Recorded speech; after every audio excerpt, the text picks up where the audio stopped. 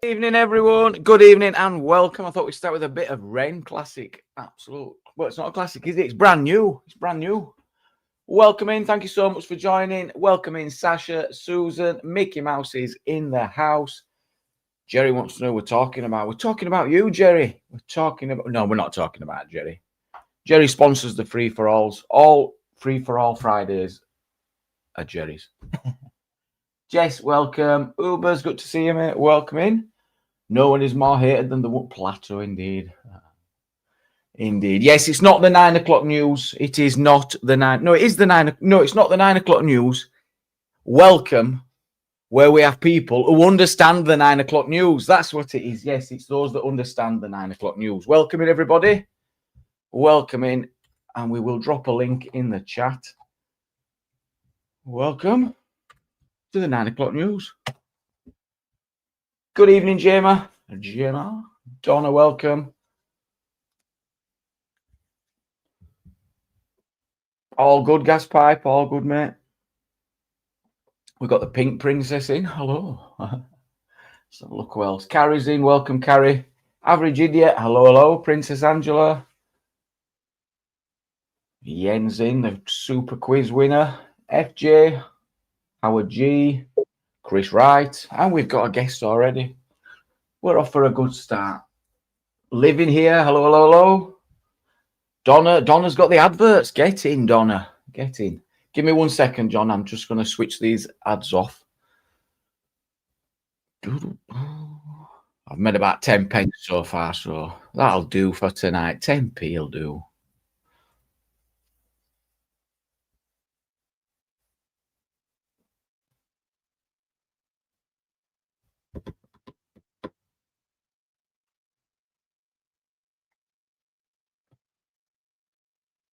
Sorted, Donna, sorted. Right, let's get some guests on. We've got 2 guests now. We've got 2 guests. John, is that you? Hello. Certainly is, bud. How you doing? Certainly is. I'm very good, very well. Good to have you up. Can you just do me a quick technical check? How's my audio? I've had a firmware update for my headset, and I'm not sure if the gain on the mic's right. Oh, I won't be know about too much about gain. I mean, I can hear you. It sounds all right. What does everyone listening think? I mean, I can tell it's different, but it's not bad. It's good. It's good audio, but it's... Well, as long as I'm audible and I've not got like a horrible echo or static or anything like that. No, sounds great. There you go. Sounds great. It says cool. Non grata, welcome. We love adverts. Sorry. Right. I'll stick you one on soon, Yen. Bear with me. Princess Angela, welcome up. Good evening. Hiya. Hello. Hiya. Let's have a sound check for Angela. How's Angela's mic? It's all right, isn't it? I don't know. Not bad at all. Not bad at all. Cool. Welcome up. Hiya. You're right. Welcome to the 9 o'clock news. But it's Saturday, not Friday. Ah. I guess you would knew that, yeah. Obviously. Yeah. Well, I've lost days occasionally, but I've never gained one. So it could have been Sunday today, quite easily. It could have quite easily been Sunday. I woke up. Let's check this is Chris. We've got a... I mean, if this is Chris, we'll start off with Gossip Corner. Let's have a look if it is Chris. Craig's welcome. Mr. Wright, hello. Yeah, I'm here. Yeah, Jamie. Oh, I'm all right, mate. Are we live, Chris? Jamie. Yes. Are we live, Chris? Yeah. Yeah. Of course you are, Jamie.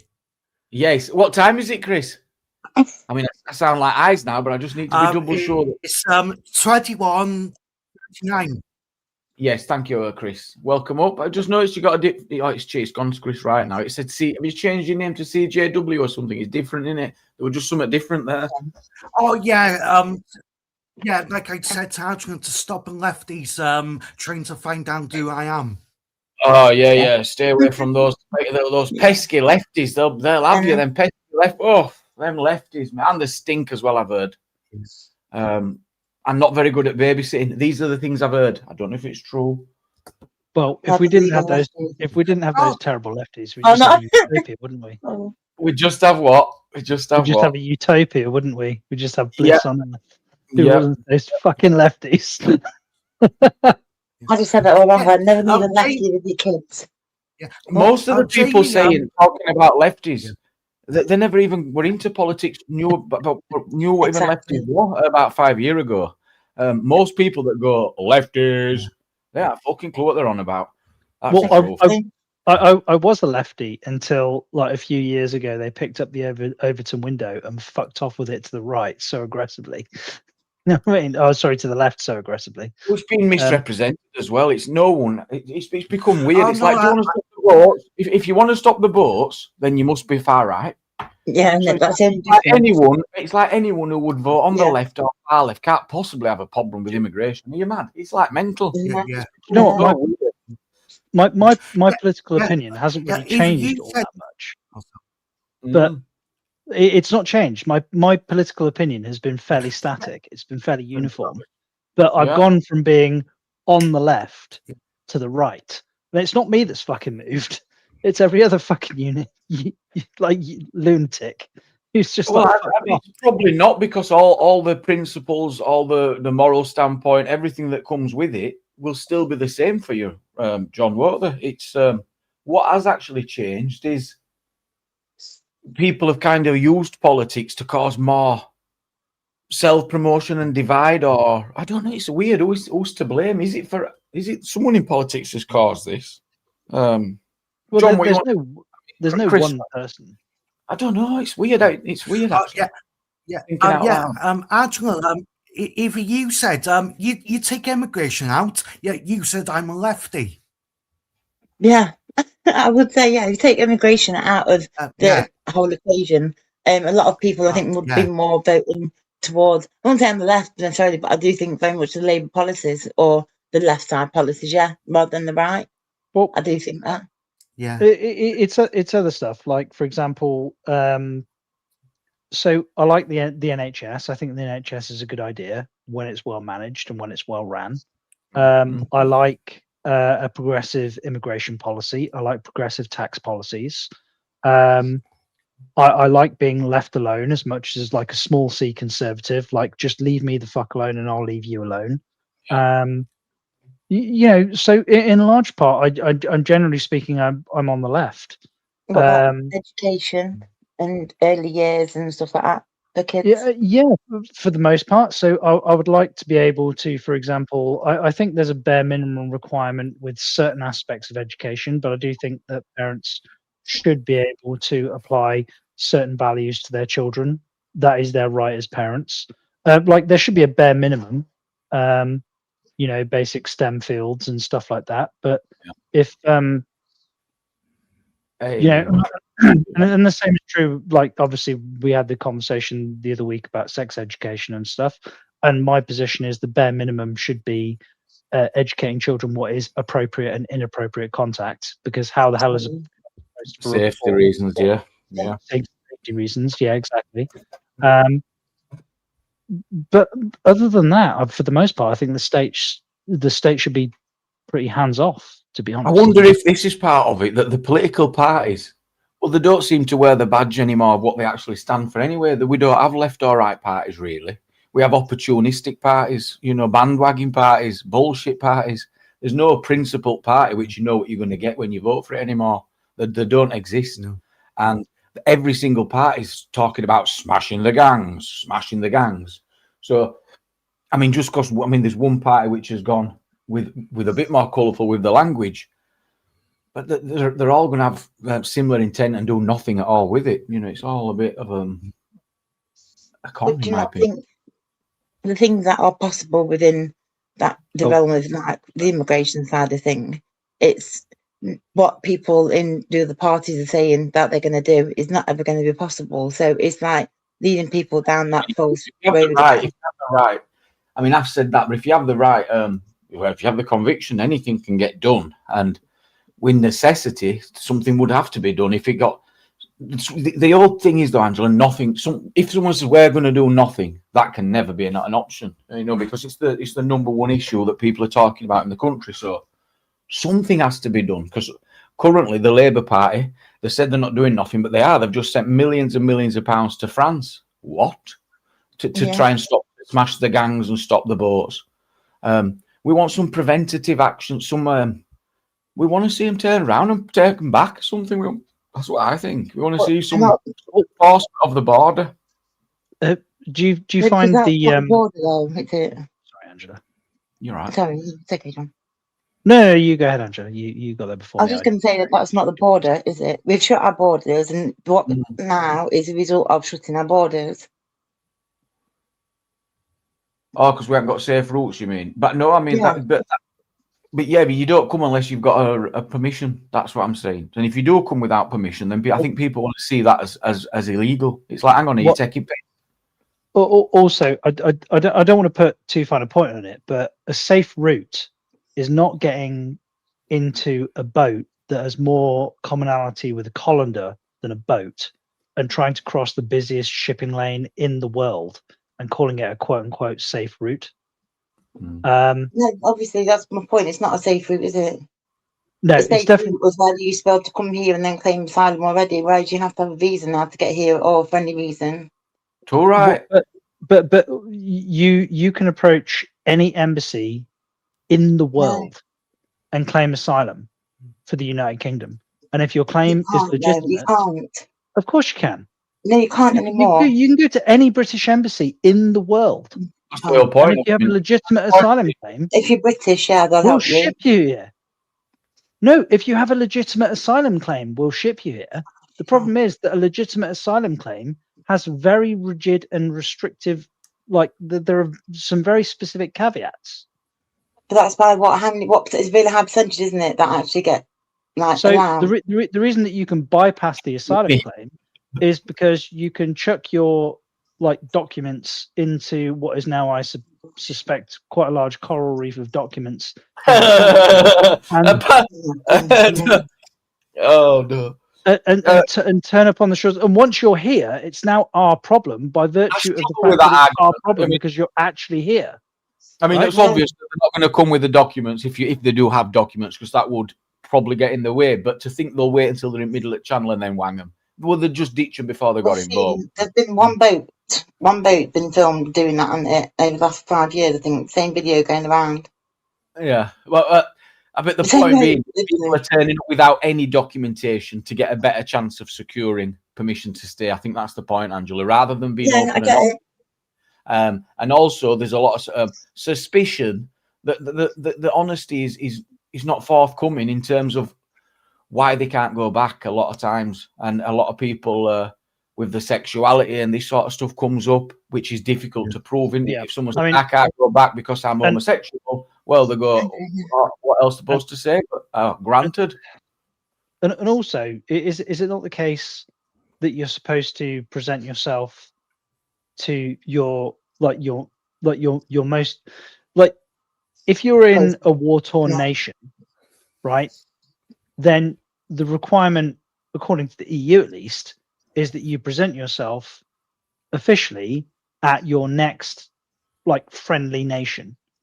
You don't cross that's 4, not 5, 6, 10 countries in order to get how many countries have you marched through if you're a Syrian in order to be on the beach in France, and then to jump on a rubber dinghy that I wouldn't trust to get across my fucking pond, let alone I would be sympathetic towards anyone in need. I swear to God, I would.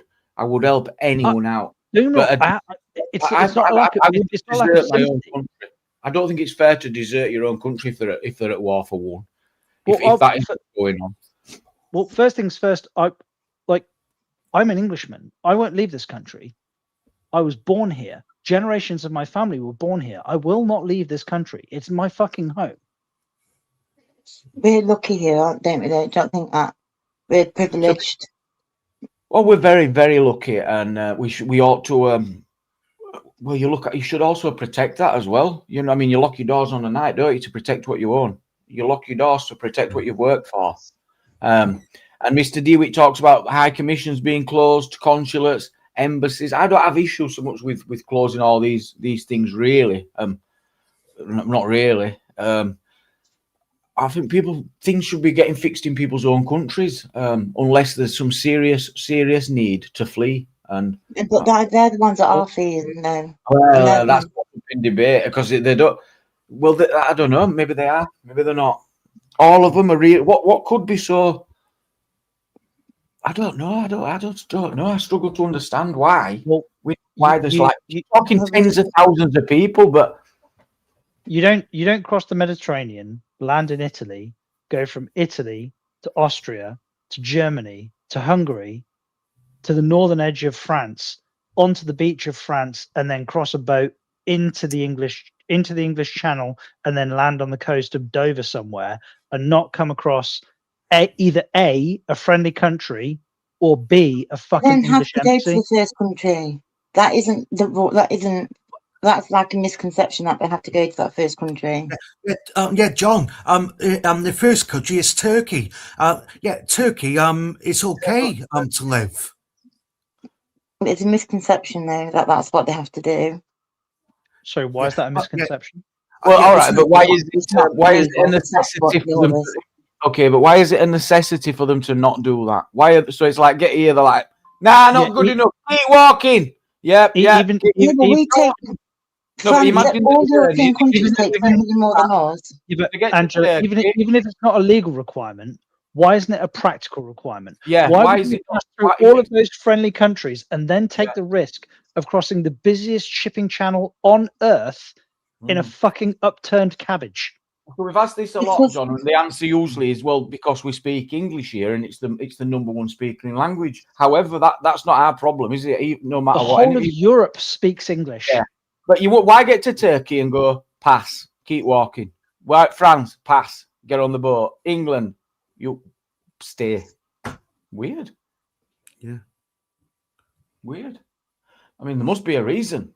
There must be because they've been sold the dream, haven't they? Most of them.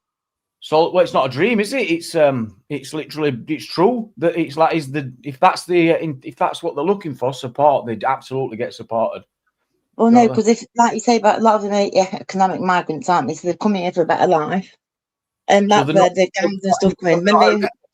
You could go to Europe for a better life. If that's the truth, Angela, then they should absolutely be removed as soon as possible, because that is taking the piss out of this whole system. It does not say come and claim asylum if you just want some cash. It doesn't say that. It says, do you know what we should do? They've already sold so much of the stuff at home, because German, like the online safety bill and stuff came in. If you have a look at it, how it's actually worded and stuff, it's to do with the things that are being advertised online for people that are coming over here, that are being offered jobs, places to live, and everything thrown into one. So these people are paying God knows how many thousands of whatever money they have, and the grandmas and all sorts, selling them all to come over here. And then what's happening is the gangs are like leaving them then over in Calais or wherever it is, and then they're just leaving them there, and then they get a boat, and that's it. And I believe this is true. There's more support, the more financial incentives within the EU than coming here. And they take more people. That's true as well, John. That's true. More people than what we do. But exactly, but that doesn't mean so we should just go, oh well, fair enough. Germany's got it worse. We're surrounded by water, as all services are getting crushed, and no's getting done other than we're getting bullshit. We wouldn't have an NHS if it wasn't for them. Come on, seriously. We've got the best natural defences, the planet can possibly provide. We've got a 25-mile moat at a minimum. Yep. It's insane, John. Insane. But it's also, I think it's an attitudinal problem in part, in that I could liquefy all my assets. I could sell my house, and I could go and live in Vietnam, Thailand, Laos, a beautiful part of the world with a wonderful climate. That I've travelled and I actually really quite like. I could pick up my family and I could move there in a couple of weeks if I wanted to. I could leave this country, go there, and we could have a much better quality of life as it stands right now. Do you know why I won't do it? It's because of a point of principle. This is my country. I was born here. This is my home. I love my home. This is where I was born. This is where I live. This is where my father is buried, and I will be buried next to him. This is where I'm going to die. This is my fucking country. Why doesn't everybody else have the same pride in their country? Things like Why that. aren't they People that willing move to to fight for it? Australia and emigrate, and thousands and thousands of people do it each year, don't they? Yeah, I know. They're self-sufficient. They provide evidence that they can support themselves. They provide financial statements. They go to attend meetings. They give the documents. They get security checked. All them get through here. It's the hotel. It's not knowing who people are. Yeah, I get it. I do. I get it. I understand And then it. I'm just saying, none of them that are doing that are responsible for the contributions to the NHS, Angela. None of them. no, I'm saying the ones that are here, don't like the economic migrants that were and are They're not do getting actually hold up. not getting on them dinghies thinking, let's go sort out that waiting time problem. No, they're not. No, not. But they have to get a job once they've been given asylum, granted asylum. They have to get a job, and they're not allowed to time. Or you might find that they have a few kids and it all and but they're still not allowed to have access to public funds. They are 70% will be given resource to public funds. They're not allowed it. 70% will be granted indefinite leave You to can see remain. in the actual government papers they are not allowed it for so many years. Yeah, but once you get granted indefinite leave to remain, that's it. Job done. No, you have to work. It's not a choice. It's changed, hasn't it, recently over this last year? And what happens when they say I can't find one, or it's not going too well, or I've got depression? Then they've got no recourse to public funds. They have to find it other ways. Do you think? Oh well. Do you think at that point they go, oh well, you fucked it, off you go back home? No, but there's different ways for them to deal with it, isn't it? It doesn't come out of, like, say, they have different pots of money, let's say, don't they? So it's not out of the funds that we all put together for us. They literally don't. They got exactly the same. It is what it is anyway. It is what it is. It's a mess. I just think, though, it is a mess, absolutely. But we're talking about like 50,000 people. Yeah, who should never have took such a perilous journey when they were already in a safe country. I mean, I'm not against anyone that would need support. Absolutely support people all day long, but don't take the piss. That's what I think. It's also I don't want to put myself in the position where I think that people who are striving for a better life are wrong to strive for a better life. I don't think that's wrong. But I'm also not wrong to want to safeguard the resources that and we have as a nation. I'm not wrong to do that, and they're not wrong to strive for a better life. No. But we get to say no, right? Yeah. Well, you don't get it. The NHS, the schools, the doctors, the roads, every single thing, the food on the shelves. Every single person who comes into this, every single person from outside the UK, every single person who comes into this country who takes from the resources that have been put in by the people that born and live here is taking away from my children. It is in principle no different than somebody coming into my house and taking food out of my fridge. I agree. I think they would. Well, I was thinking this. Could you build? There's a place that's done this, like some barrier might not be the right word, but within the channel. No, it would be too dangerous. I'm trying to think of like a crossing point or something, but it just doesn't make sense. This comment that if they wanted to stop them, they would stop. And I've said it many times. We've got a navy, line them up across the channel, and they go out navies out. We can't get across. That'd probably be all that you need to do. So you definitely can't do that, and like so you can't. Unfortunately, our empathy has been weaponized against us. So you cannot, nor would I ever advocate for allowing people to drown in the channel. Under no circumstances would I allow that. Would I accept that? I would rather allow those people into the country and for us to have to deal with them than to allow people to drown in the channel. Exactly. Oh, I absolutely wouldn't want that. It'd have to be a safe thing, something safe, John. I won't be risking people getting tipped up. And so the notion that we're going to like blockade the channel and like these ill-equipped piss What would poor Trump boat do? that What would Trump do? Would Trump be sending millions of pounds to France and going, they'll deal with it for us? but No, we need I'm building detention centres. What do you think he'd build detention centres? Because a lot of people are saying that. Well, I've heard some people say they want to see people at least detained until processed. Detained Well, until centres here, there aren't there for people that have outstayed the welcome kind of thing. They're waiting to go back. We do have them. Do we? Yeah, we do. Why is it not for people that arrive then without any I permission? don't know. I don't know why that, but we definitely do have them. That would be a better option, I think, rather than Yeah, I agree. hotel. Rather than a hotel, But because then people say that you got the people like the human rights people, sorry, yeah, that might be it. That'll be it. that go like, they're not criminals, they shouldn't be held like that. But at the same time, they shouldn't be here. I get it. Do you know what I mean? So it's if they're going to be held, then they need to be held.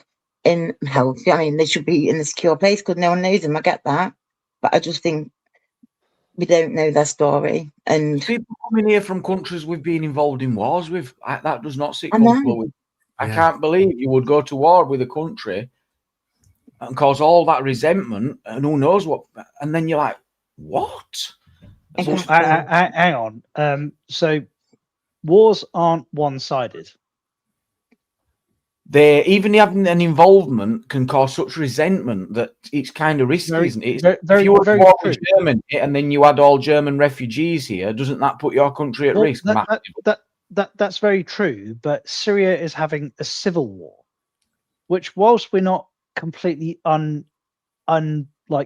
we're not totally the point of security, though, isn't it? How can you vet anyone from that? We're not totally uninvolved in, but there are other countries that have had more involvement in the Syrian civil war than we've had. Yet, like, why the fuck are we accepting Syrian refugees? There are other countries like completely surrounding. Oh, you're seeing it from a different point. I'm not even seeing it from that point. Like there's some responsibility. No, I'm not seeing that.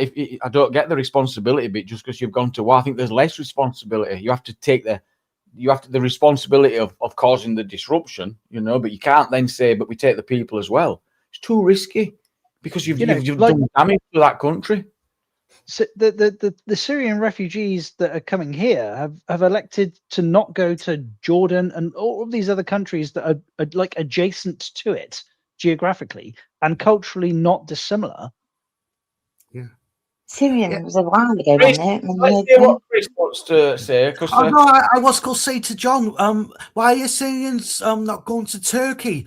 Turkey is it's a good country to live in. They might be joining the EU soon. We knew that. John, what do you think? Why they're not going next door near home? Yeah, and Turkey's an enormous country. Massive. I would suggest that is exclusively an economic argument rather than a cultural argument. I think we could prove actually though that they are actually. If we were to just do a Google, we'd find and that is very true. There are huge numbers of people that are going to those countries, because of those reasons, i.e. the cultural similarities. But it doesn't change the fact that we are a bit of a soft touch in terms of the handouts that are given. We give less than all the European countries to each one. Right, okay. We've done the immigrant. We better move on before we get cancelled. Well, hang on. That because I just think just fucking look at it up yourself. Don't just listen to what people tell you on here. Right, seriously. 2 minutes, Angela. Yeah. We've got a crisis. I've had to put the pan on. The kettle's just stopped boiling, so pan's on. Kidding me. I'm not. It lights up, but it's just not. No, Jamie, did you see CP today? She was in Leeds. No, moving on, mate. That's old news. Let me make my brew. No, I'm not. I'm not discussing her anymore. She don't like to be discussed. My only line is we wish her all the best. Before you do your brew, what was the prompt which was talking about you? Oh, it was saying to me. Did it make you click? Did it make you click? Well, no, not. It wasn't not really. Don't get me wrong. I like it as a prompt. It was vague enough that it got people interested. But I'm just wondering what you meant by it. Like talking about you. Did you have a specific person in mind, or were you just no? No. Yeah, Jamie just want to talk about her. I've seen it done a few times. So I put mentioned you. You know, as it's on some platforms, it'll say mentioned you, and it looks like it's a tag. Oh, hang on, watch this. It's tagged me. You know, you can do it. So I could. It's similar to that, but I mean, it didn't work that way. Mind doesn't it? Going, you're going to talk about me. You're going to talk about me. Like, I was like, oh, you're going to talk about me again? No, I'm making it. I was like, oh, I'm going to go on the panel again. Talk. I'm sure you're not. But yeah. Evening 518. It's been absolutely splendid. Yeah, who's enjoyed the weather? We have, me and my son. Yeah. Oh, we've had a laugh. Has anyone seen a highly sexualized video that someone's made of me? Well. No. You've not seen it? Yeah.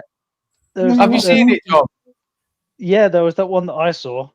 I need to have it removed from my brain. If you can. I'm tempted to I share know it. what you're talking about. Right, hold your horses. You're in for a treat.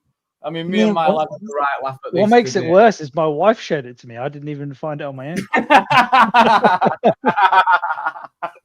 So I showed it to my son today, and he's on the floor in bits. He's like, "Send it to Grandma! Send it to Grandma!" I said, "No, He says, "I want to see Grandma's." I said, "Oh no, I can't send it. She'll go mental." Oh, she won't take it. I'm telling you, she will Watch not. this; it'll make her moist. She won't take it. She'll go mental. I've shown her stuff before, and she said, "Who's done that? Who's done that?" Yeah, I know. Not so, No, Jamie. She don't like it, I'm telling you. But oh wow. You are.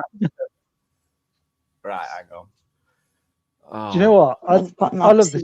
Like, all told, like people get a bit shitty occasionally, but you've all got a pretty good sense of humor. I like it. Oh, you have to on here. We go. Yeah.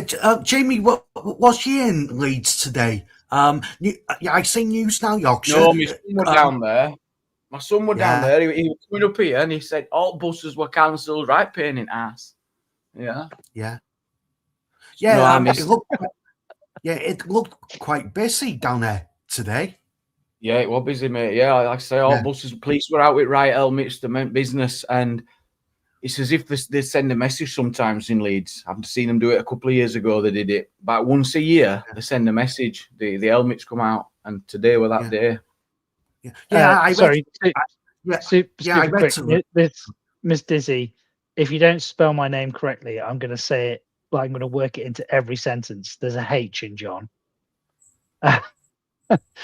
Miss Dizzy just said, "I detest that word John just said," but she spelt it Jon. Right, look, highly offensive.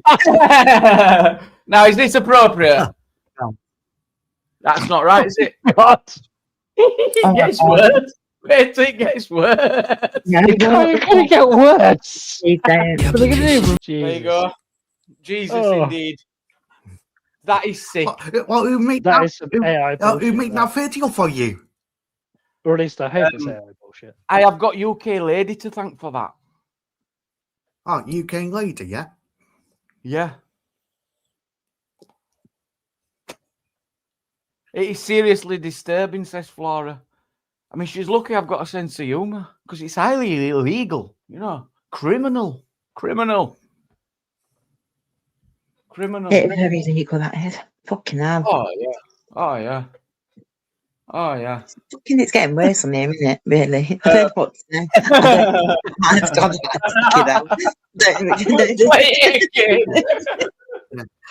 Actually, they might make a video of you next. No, because they know that if they did, I would just go to the police. I don't give a fuck. Anyway. On the grass.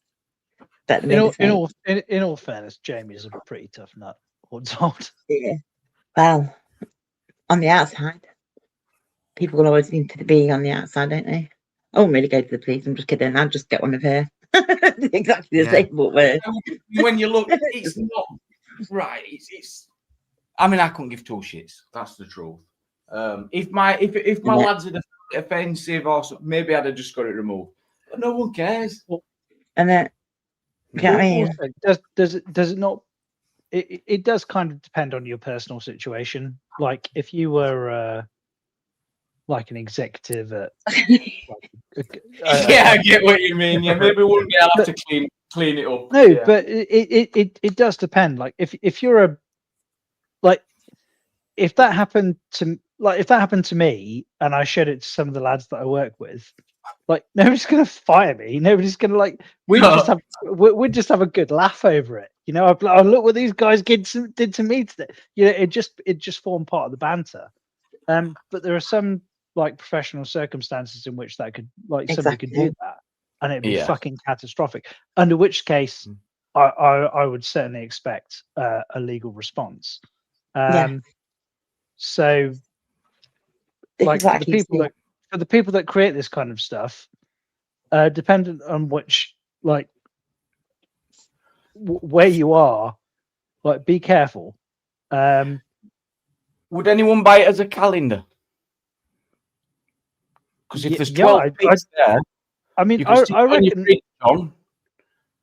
reckon like my aunt, she's got a penchant for the Cliff Richard calendars. You know, when he poses with the like sailor uniforms on and stuff like that. I reckon I could probably sell that one to her. Well, if we could get rid of the unnecessary bulge, I reckon I could. Oh God, I can't do it. You should make them pics for when you choose the guests. Oh no. Hey, well. I mean, it is funny. I do see the funny side to it. I see it funny if it was like sent to you as a video and they were all right kind of people, but when it's on YouTube forever, that's what makes it funny, though. Do you not think that it's so ridiculously not realistic that it falls into the surrealist category? Like, I don't think anyone would think it was real. I hope not. Yeah, but what I mean is, like, if it had been like done in a more like realistic way, if it had been like made to look more, I'd have had a problem. Authentic. If it didn't look absolutely hilariously, ridiculously funny, yes, I would have had a problem. Yeah, it was so extreme. Yes, I would have had a massive facial expressions out my head. Sorry. Yeah, if there were any, that's what I thought were brilliant. I thought, how they got all them fucking facial expressions like that?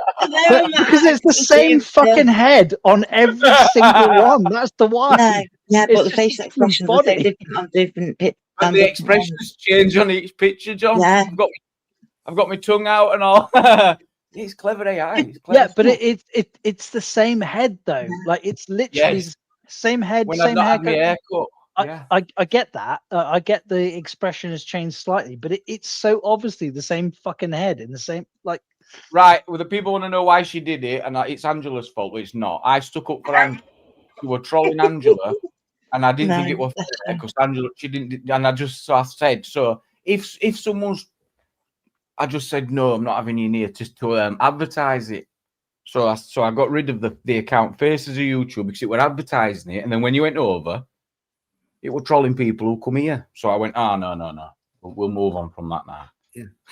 Yeah, Angela. Do you remember? Not 2 years ago, Christmas. Faces of YouTube done a Christmas song with me and you, Visit Vega, and Tubbs, and a few others, and I. Oh, I can't remember that, no, I don't remember that. I don't think I saw it. No, what were it? I think was Jacob Bear Rock. Oh yeah, I remember. Yeah, I don't remember just laugh it off. It's there's no biggie. I don't remember. Yeah, well, yeah, like I was saying, John. Me and Angela's on YouTube all the time on Eulogies. Are we? Yogi makes videos all the time. What? I didn't know. Being quiet recently, Yogi used to be very active, very quiet a minute. Yeah, he went through. Oh no, it definitely was that. No, she's she's dipped a toe in it, but she's always been quite respectful. Really, she's been all right. As she has with me, really. How come Yogi's not on YouTube much no more? make a probably just video. get fed up, and you might need a break. You get a bit bored sometimes, maybe. But he used to be really active. It was just starting to do well, and then he's gone quiet. I don't know. I think he lost his mum, didn't he? I think so. It Oh, might of have, course, that'll be why Yeah. he's had a lot going on, hasn't he? yeah. That'll So be- it might have like that pushed will him back be a why. bit. I mean, and that would be Yeah. understandable as well. Like losing any parent. God, Yeah. yeah. No. Yeah, I couldn't imagine. I mean, I've God touch wood, don't. I mean, I've only got my mum, and that's all I've ever known. I'll just be Right. distraught. I will. Well, when my dad passed, my mum and dad were divorced, and my brother had to do the rounds. Like my brother and I, we did the rounds. We went like almost in order. We went to like Yeah. like my dad was the last surviving brother, so we went to his sisters, and then Yeah. we went to his friends, and then we went to his enemies, and even some of his enemies. Like you're kidding? Like, oh, sorry, lads. Like, so Oh, definitely. It's because it's Yeah. so final and so horrendously Yeah. soul destroying, isn't it? Life, fucking hell. And coming to us And all. when I say enemies, I mean friends that fell out. I don't mean like actual enemies. You know. Yeah. Just want talk. Yeah. I mean, James McDonough, I would agree. Yogi is quite selective. I think his channel would be just so much better if he just moved away from the Council of Elders and trying to spread their little silly argument points. It's weird. Yeah. There's one person trying to focus on as well, I think, as well. Yeah. And everyone can see it for what it is. Everyone sees through it. Yeah. Yeah. Actually, I don't see you on Gypsy Dave's no more. You can't be bothered with Dave's okay. You can't be bothered with some lots.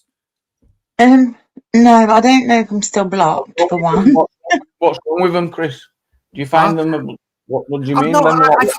I'd say Gypsy Dave's okay. I find some of the people in the chat are idiots. Yeah. Well, it's not the 9 o'clock news, mate. It's not the 9 o'clock news. It does say that. You know, it's not the 9 o'clock news. That's what it says because they don't understand it. So, Yeah. That's good in my head. But yeah. You got people in there acting but old enough to be my dad or my mother, and they're acting like idiots. Oh gosh. Yeah. Well, Idiots everywhere. Yeah, we get them as well. We get them. It's sad, and he can't control who comes on his panel. He puts his link out, and you roll with what you've got, don't you? Also, whilst like wisdom is correlated with age, it's not necessarily the case. You know, you can get people that are older than you who are cretins. Absolutely. Yeah, you realise that you don't maturity doesn't come with age, does it? You're either what's the word? I know what you're trying to say. People don't grow up, do they? They still stay idiots at 60 after you see it. Yeah. Well, yeah, it seems like experience is the thing that drives maturity. You can have a person who could be like in their early 20s and they've had an awful lot of hardship, and it's like life has just battered the crap out of them, and it's forced them to mature at an unbelievably accelerated rate. I see this comment a lot, arrested development, and I don't like it. Yeah, I see it's uncomfortable with me because I just think it's an awful phrase, right? I don't know what it means, to be fair.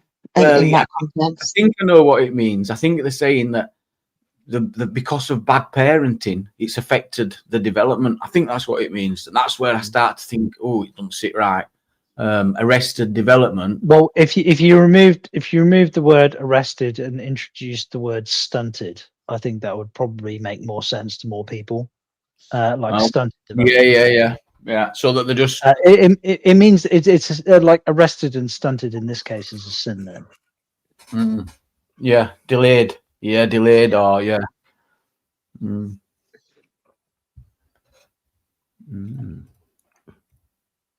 I usually get.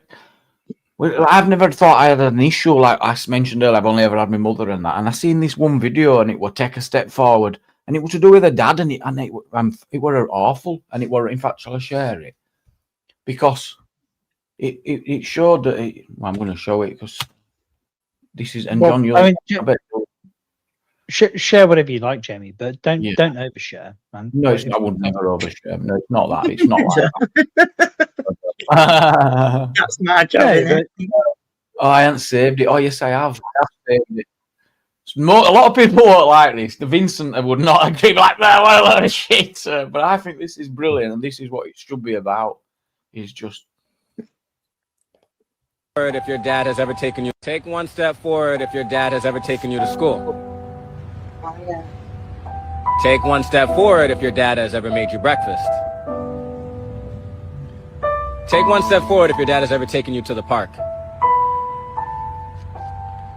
Take one step forward if your dad has ever told you he loves you.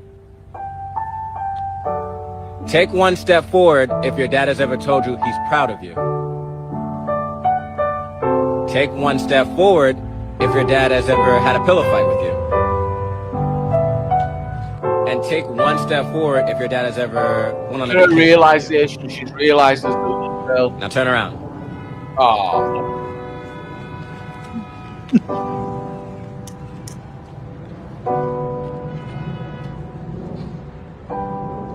God bless. Welcome. Take one step forward. That was more just the empathy that little girl showed. I thought was just amazing in that video. That she got it straight away. You know, on the second question, she got it. Oh, that was good. Oh, that was good. Dad only took me to school when I was going through a state of truancy. I dragged you to a meeting to get you back in. Get in. Yes. Yes, God bless. So, like, my parents, as my dad was, he wasn't a dictator. He wasn't like an authoritarian, but he was very rigid. So Different when I times, was, well, it's most. well, no, parents, it's not. It's not even about different times. you It's think. no. I think. So my dad was a very like caring and loving man, and he read me stories and like cuddled me and put me to bed at night, and he did all of those things. But he also was very convinced that he had a responsibility to prepare me to be able to deal with the world that I was going to encounter when I became an adult. Oh, it, yeah, I can And relate that to also required him to be quite harsh with me at Yeah. sometimes when he really didn't want to be.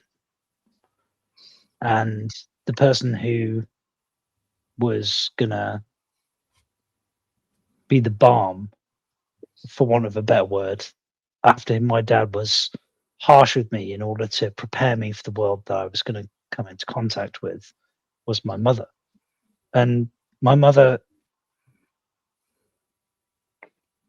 when she used to come in and pick up the pieces after my dad was unfortunately unnecessarily harsh with me, she would say, "You do understand that your dad wasn't like, he wasn't being mean. He wasn't being mean because he wanted to hurt your feelings. Like, he's just doing what he needs to do." Because the world is it like, despite the fact that we live in all sunshine and rainbows. No, it is not. no, it's not all sunshine and rainbows. So it's an interesting dynamic. I'm not convinced that my dad did absolutely the right thing. So I have subsequently modified my behavior with my own children based on my own experience with my dad and my mum. But you don't take away from the sacrifice and at no point did I think, or do I think, that either of my parents had any kind of animosity towards me. That it was they did what they thought was best at the time. And I think that's quite important to take into account. I would agree, and moreover, it's easy to focus on faults, things they might have done wrong, whilst then dismissing all that sacrifice, everything that they've put, all that extra on top that they've done. Easy to forget. and focus on a few things that we think they might have done wrong. Well, and the other thing as well that I think retrospectively, I think my dad was dealing with quite a lot of trauma, actually, not abuse, but just he lost his youngest brother, who he witnessed being born into this world because of a drunk driver killed him, and the year after that, my dad's youngest brother was killed by a drunk driver. He then lost his dad, my grandfather, and the year after that, like my grandfather died on my dad's youngest brother's birthday, and that there was year on year on year, and that happened from the ages of 5. Like me, I was 5 years old to 8 years old. They say it's his parents' first time on Earth as well. It's their first time too. So my dad was going through all of that, and also trying to raise me, and my brother, who was 3 years younger than me.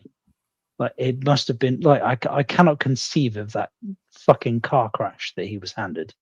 Yeah, but you recognise he didn't do a bad job, all told. I would agree with that as well. I think you're sound, John. You're doing a great job. Yeah, Jamie, do you know, I got told Crinkle's gone to prison. I wouldn't be shocked. I don't know if he's been, I haven't heard, I can't confirm or deny. I've heard the rumours. Yeah. What you mean? But you'll probably better fill me in on all the juicy details, to be honest. No, I heard on Tyrone's chat today, Crinkle's, because Crinkle's been on YouTube, he's been remanded into custody. What a fool. Why would he do such ridiculous stuff? What an idiot, man. He's much better than that. Much better. And then he ruins it now, so there's no proof. I know I seen him in chat about maybe a week ago to 2 weeks ago. He were in chat. I seen him chatting in there. And I believe he's on bail conditions to not be on YouTube personally. But it's all speculation. And he deserves everything he gets if what I've heard is true. We don't treat people like shit online. It's as simple as that. You get what you give. I'm not sure he's in prison. He might be, he might not be. I don't think he is, but I mean, why would we know that anyway? How would we know? Yeah, I do. 2 people know on Tyrone's. We wouldn't. How would we know? He's not going to be telling people. You just play it down. No. He would. God bless. Welcome. Hey, bit of a okey cokey tonight. I'll be in and out. Oh, okey cokey. Okey cokey. You're going to put your best foot in. I'm not Keir Starmer, by the way. Just right. Talking about. Right. But listen, what you said earlier on about people dying and being born on birthdays. I don't know if anyone else has experienced this. I've got the same kind of thing. Like, my son was born on exactly the same time the Titanic went down as one of I had twin great aunties on a Titanic, and one died and one survived. My mother died on the same day as my son was born. My grandmother died on my birthday. It goes on and on and on. I know it's a bit freaky. I'm not into that kind of hocus pocus stuff, but it's just it's weird, isn't it? Well, it is weird. Like, it's difficult to wonder if there's any kind of significance to it, because there are only so many days in the year. Like, occasionally it is going to happen, right? So you do wonder. If you go into there's the thing. You go into a room of 20 people, someone will have your same name. I think it's 20. It's low that there'll be 2 people in there with the same name. Well, isn't it also more the same birthday as well? If it's biblical, like. There's no. It also proves that you'll share birthdays as well. Which I'll have a look. It's like a rebirth, like a, what do they call that? Reincarnation kind of thing. Do you know what? Like, my birthday is the 28th of November, and when we were doing the NCT class with when my wife and I were expecting our first kid, one of the guys was He was a shepherd, and they did this thing where they go like, were you born before or after your due date, like when you were expected to be born? One of the things that I'd never even considered before was my conception date. So I was born exactly 2 weeks late because I was overdue, and the doctors were considering like inducing my mother because I was 2 weeks late. And he was like, "So you're exactly 2 weeks late to be born?" I was like, "Yeah." And then he was like, "You were born on the 28th of November." I was like, "Yeah."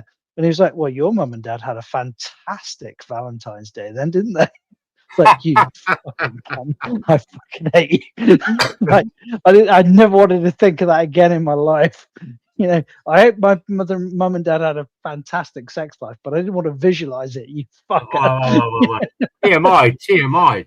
That's bizarre because my son, one of my sons, he was there 2 weeks overdue. And I got really panicky, and I booked. Long story short, I booked into this place called the Portland Hospital in London. Oh, it sounds that's where the Queen. Oh, yeah. Hold on. I didn't know. I just wanted to get over and done with. You know, if I have to go in my overdraft, my credit cards and stuff like that, so what? So anyway, I won't trust one of your credit cards. No. A water's broke, right? And I rang up the Portland because the day before we went to some lovely old like 1950s hospital in Wiltshire, and they did this thing called a stretch or scan. I can't remember what it's called now. Where they TMI again. Anyway, cut long story short, the next day the water's broke, and I rang the hospital up, this Portland. I said, "Look, water's just broken. This is what's going on." They goes, "Right, I think you got about 15 minutes left." They don't say that on NHS. I'll tell you. They say you'll be right. Take a couple of ibuprofen. Come back. No. They said to me, whereabouts I'm in Swindon. He goes, "What? It's okay. She goes, "I swear to God, this is the truth." She goes, "We got a heliport." I go, right. Well, guess what? She goes, "What?" I said, "I haven't got a helicopter." Anyway, so I quick got. We borrowed my mate's car at the time. So my other car was in the garage. It's like a Shogun with cloth seats. And she got in the car and said, don't mark the seats, they're not leather. And we got there, and I swear to God, from the time she broke her waters to the time she got to hospital, 15 minutes, he was born. And the thing is, like the day after that, we had the welcome pack to the Portland Hospital. Yeah. Oh my God. It was like, I think it was like, starting from like 9 or 10 grand upwards per day on the basic. So thank God. Thank God for the NHS. Yeah. What an interesting point here. He says statistically, people are more likely to die on their birthday than any other day of the year, known as the birthday effect. How can that? That's because it's one day closer to being dead. Well, hang on. Is there something in cake? Is it the cake? Really? If it was in cake, I'd be dead. Well, it's got to be the cake. Now, this is where someone says correlation is not causation. But yeah, I'm saying it's the cake. It's got to be. No, because that would be dead by now, seriously. Come. I'm not kidding. I'll be dead like 10 years ago. Well, I'm actually Googling this now. Yeah, thank you, because that has blown my mind. That's a belter. It's got to be the cake. Or it might be something in that sticky stuff on envelopes or something. I don't know. The effect of a surprise or a gift. Shock factor. When you got fuck all, you're really shocked. Someone's looking at my cake too, right? Be dead, not me. Okay. So John's going to describe for us.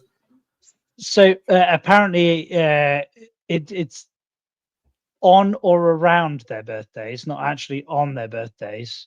Right. The variation is somewhere between an 8 to 14% variance, and it's driven by factors that have got more to do with alcohol consumption, stress, and risky behaviour. So that's from getting smashed. Right, from getting smashed and taking risks. Yeah, Right. basically. Don't take unnecessary journeys. So Right. now it makes more sense. Anyone have a Die favorite more. Bible quote? Anyone got a favorite Bible quote? For me, it's John Yes. 3:16. John 3:16. Those who believe shall never perish. Beautiful, beautiful. Not got So those. mine's Right, from Corinthians, but I can never remember it off by heart. So if I'm Right. gonna quote it, I've got it here actually. Line it up. Yeah, line it up. Angela, do you have one? I have a few, so I'll just think about it and let you know which one. Okay. God bless. God bless has Uh, definitely got one. here He's it actually is. got God bless in his name. Right. So it's Corinthians, 2 Corinthians 4:16 to 18. Yeah. Oh, So we do not lose heart, though our outer self is wasting away. Our inner self is being renewed day by day. For this light momentary affliction is preparing us for an eternal weight of glory beyond all comparison. As we look not to the things that are seen, but to the things that are unseen. For the things that are unseen, for the things that are seen are transient, but the things Indeed. that are unseen are eternal. Oh, it's similar to mine. I mean, mine's about eternal life, and that's very similar. I love that. I love that. It Well, gives hope. It's great. the reason that I like it is because I think that it speaks. Whilst I understand that it's talking about like eternal life, I don't like eternal life. I don't like the concept of eternal life. But what I In the like, the thing that I think I like that it speaks to is the notion that the things that are non-material to us, like the love that we have for our family, the love that we have for our kin, the emotions that we have for another, those things matter more than the material aspects of our lives. So that's kind of why I 100%. like it. And Yeah. that's what we have to drumming to our families, our kids rather, when it comes to Christmas. You know, it's all about the materialism and stuff like that. And my kids are really good like that. They've learned. Have you heard to use things, not people, to love people, not things? That's what it says. And then James McDowell, he put, and I do like this one, love thy neighbour. Yep. What about an eye for an eye? So whenever Jamie, be blind. Jerry says an eye for an eye. Sorry, Jamie, I got the distinct impression that I interrupted you there, and I got the feeling that you had you've got a verse that you had. Well, no, I'm leading into something. Yes, I mean, I am. I'm leading into what is Trump's favorite Bible verse. So we've got it ready. This is Trump's. I mean, get ready to be blown away. Well, you've been talking about how it's your favorite book, and you said, I think last night in Iowa, some people are surprised that you say that. I'm wondering what one or two of your most favorite Bible verses are and why. I wouldn't want to get into it because to me that's very personal. You know, when I talk about the Bible, it's very personal, so I don't want to get into verses. I don't want to get into... There's no verse that means a lot to you that you think about or cite? The Bible means a lot to me, but I don't want to get into specifics. Even to cite a verse that you like? No, I don't want to do that. You're an Old Testament guy or a New Testament guy? Probably equal. I think it's just an incredible... The whole Bible is an incredible... I joke very much so. They always hold up the Art of the Deal. I say my second favorite book of all time. But I just think the Bible is just something very special. The Bible you've been talking about. The guy has me hysterics every time because everything's amazing and brilliant and the best, and the answer's no. He's so funny. He's let me down. He's let me down. He's such a godly soul. He went, the New Testament's a better one. Are you a New Testament or an Old Testament type of guy? He went, no. Well, but they are so unbelievably interconnected. Well, I think in his head he was just like, "You're not drawing me into that shit, mate." But, both. I've come across Christians like this before who tell me that the New Testament and the Old Testament are two so totally separate documents. But the reason that Jesus is the Messiah, is because he filled prophecies from the Old Testament. Like he fulfilled, according to Christians today, the reason that Jesus is justified as being the Messiah is because he in part filled prophecies from the Old Testament. And then he also said that the laws from the Old Testament should be obeyed, i.e. every jot and tittle. So that you cannot separate them. They are inextricably linked. And one thing you should, out of everything, if you just live by the 10 Commandments, you can't go wrong. Well, the first, most of them the are first, about money, aren't they? the first 3 or 4 are complete hubris, according to the guy who wrote them, and have no moral value for us whatsoever. What, the 10 Commandments? Yeah, Yeah, some of them so- were about protecting the What coffers. are the of the 10 Commandments? What are the first 3? Not to take not to speak bad of not to take the Lord's name. Take It's thy not Lord's name in vain. Yeah, Worship it's not what you God, think. That's not steal. Yeah, absolute hubris. No, it don't get to the good stuff till later on. Have you heard? Right. Thou shalt not kill is like the 7th or 8th. Yeah, that's way down bottom, mate. Once you've protected Yeah. all longer, then you can start worrying about the killing. Have you seen the interview between Anne Widdecombe and Anne Widdecombe, Hitchens, not Stephen Hitchens, Fry, and Fry? That's the one. Anne yeah. Widdecombe, Well, so Stephen Fry and Hitchens were on one side, and there was Anne Widdecombe and some random, like he was like the diocese of Africa or something. And then she goes on about the 10 Commandments, and he went, "Which one's the good ones?" That's yeah. The only part of that was really good, from a dogmatic perspective, from where Anne Widdecombe actually gave back, which is where she spoke about at the end. distinction. You're right. Well, it was actually the distinction between where somebody said to Anne Widdecombe, she said, "But you're a female politician, so why do you have a problem with female priests?" And she and actually, with regards to the dogma, she was completely right and totally justified. She said, "Well, there's no way that I could stand as a female priest, and in the church, there's no way that I could stand in persona Christi. Mm-hmm. So there's no way that I could stand as Christ in persona Christi as a woman. I can't do it. Like, it's not possible." I think most I'd found and whilst I don't agree with her in terms of like the equality between men and women, with respect to the dogma, she's not wrong. I remember watching it and I thought, "Oh, they've got you here." And she was struggling, then she got it back. I thought, "Go on, lass. She did really well." I can't remember what it was, but I remember thinking she won in the end. But you know what? I like Anne Widdecombe. She's at least a principled person. Yeah, I've always liked her, and I think she was brilliant when she met the guy who murdered his kids. You remember she went to on benefits and she went and stayed with them.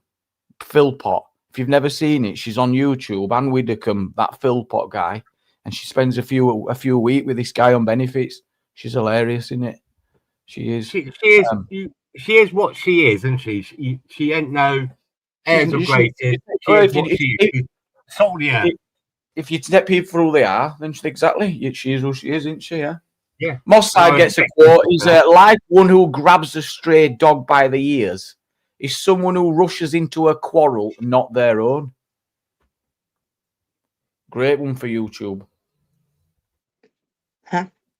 Well, it basically says mind your own bloody business, doesn't it? Look. Yeah. Mind your own business, Proverbs 26:17. Oh, yeah. I need to learn that now. Yeah. Daft lad. No, to say, I think I don't get involved anymore. So that's the main thing. Isn't it? Does that mean you've become religious? Have you been reading the Proverbs? No, I'm always religious. I've always been religious. Oh, you mustn't have read that then. Because look. So, no, Jamie, I've never really heard about. I've never seen anywhere in there about someone grabbing it straight up by the ears in the Bible. I'm just saying, never. Good fact check it.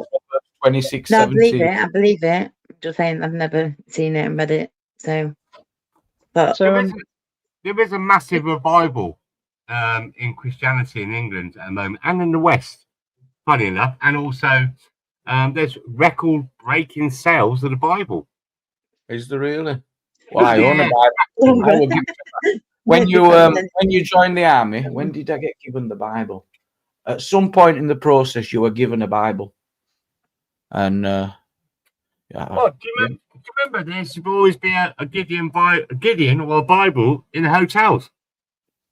Oh yeah, that were a thing, wasn't it? Yeah, you used to get them all the time. Yeah, maybe not in the migrant hotels no more. Well, not unless you want to be convicted of a hate crime. So, but I guess my query is like, who, like, if you're prepared to share, obviously, like, don't share if you don't. But who here is like a believer in some kind of deity, and who isn't? What's that? You have to explain what that is. A deity is a god of some kind. Like, I'm not asking for your denomination, like your faith, whether you're like Hindu, Muslim, Sikh. Yeah, well, because there's like 500 different gods, isn't there? So exactly. So who here believes in a god of some kind? Because I don't. I don't. I'd say if I were to pick a side, I'd probably pick yes rather than no. But obviously, you could never prove it because that would be ridiculous. But because it's a belief, also, Jamie, you don't go to the hellfire. Exactly. You've not to lose, is there? you never know. But listen. I'll edge my bets and I'll say yes. I'm going to say yeah. I mean, look, with the atheists, right? I sometimes see him and I think to myself, well, the thing is, right? Even if you don't believe in God, what do you do just for a crash? Or you get back, something bad's going to happen. You go, oh my God, help me. It's in our DNA for some reason. Think about it. It's impossible to really comprehend, and that's the whole point of a faith, isn't it? So there's no point trying to do that because it's a faith.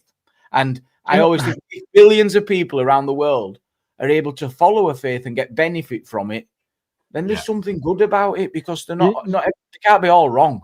You know what? Gas pipe fucks with me in the chat all day, every day. But he's just said I'm agnostic, and I am as well. And the reason being is that I don't have the confidence to state that a God does not exist. Exactly. But I'm not convinced that a God does exist, which means because it's faith. Yeah, but I don't. I live my life as though a God doesn't exist because I'm not convinced that one does. But I'm not prepared to say that one does not. Things are just is the position of an agnostic. That doesn't give the right. What I'm trying to say, things are just so unbelievable, really magnificent, such as the human body and its intrigue, how it works and how the planet works. Well, that's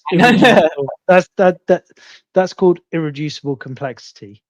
That's what they tell us. That's what they tell us. That's what they tell us, John. It's faith. Have a bit of faith. It's God.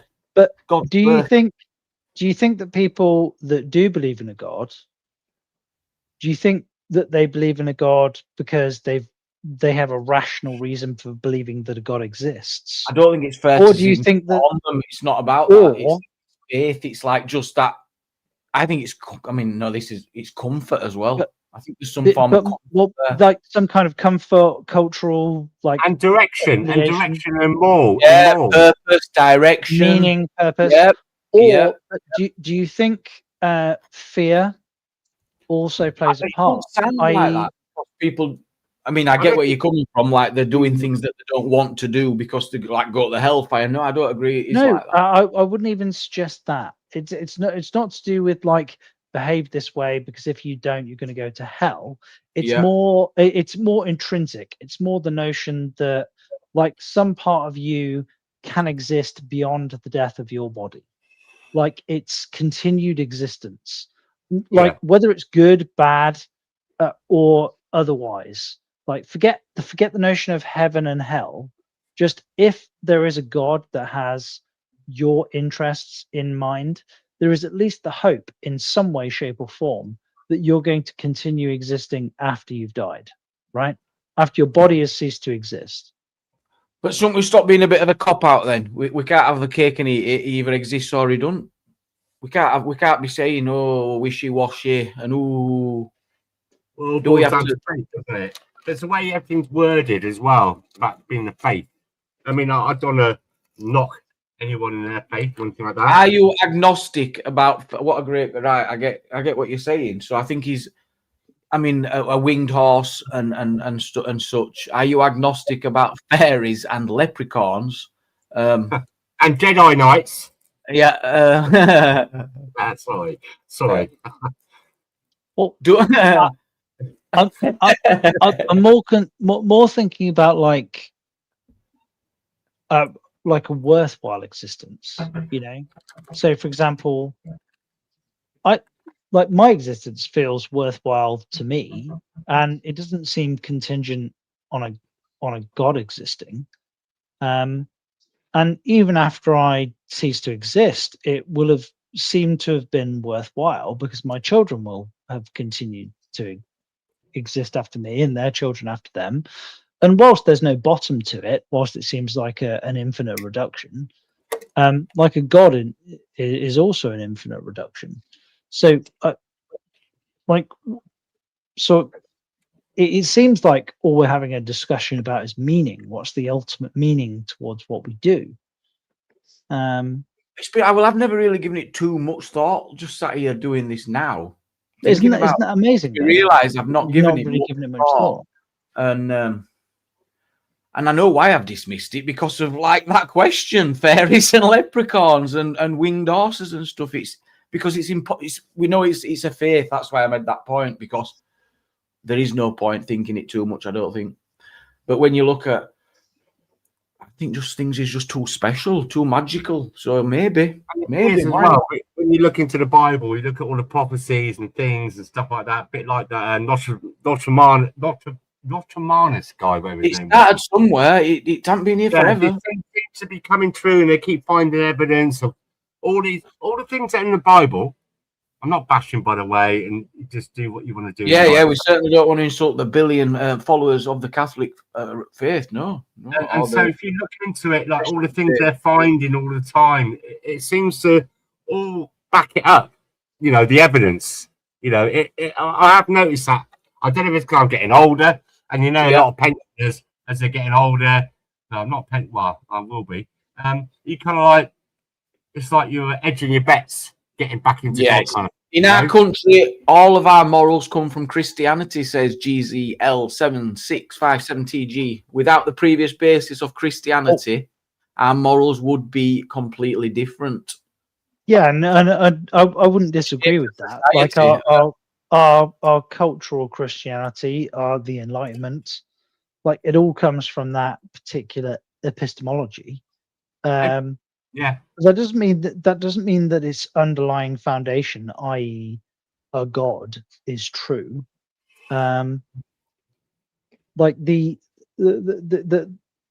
like William Wilberforce was one of the people who campaigned most vociferously towards the British government to end things like slavery, for example.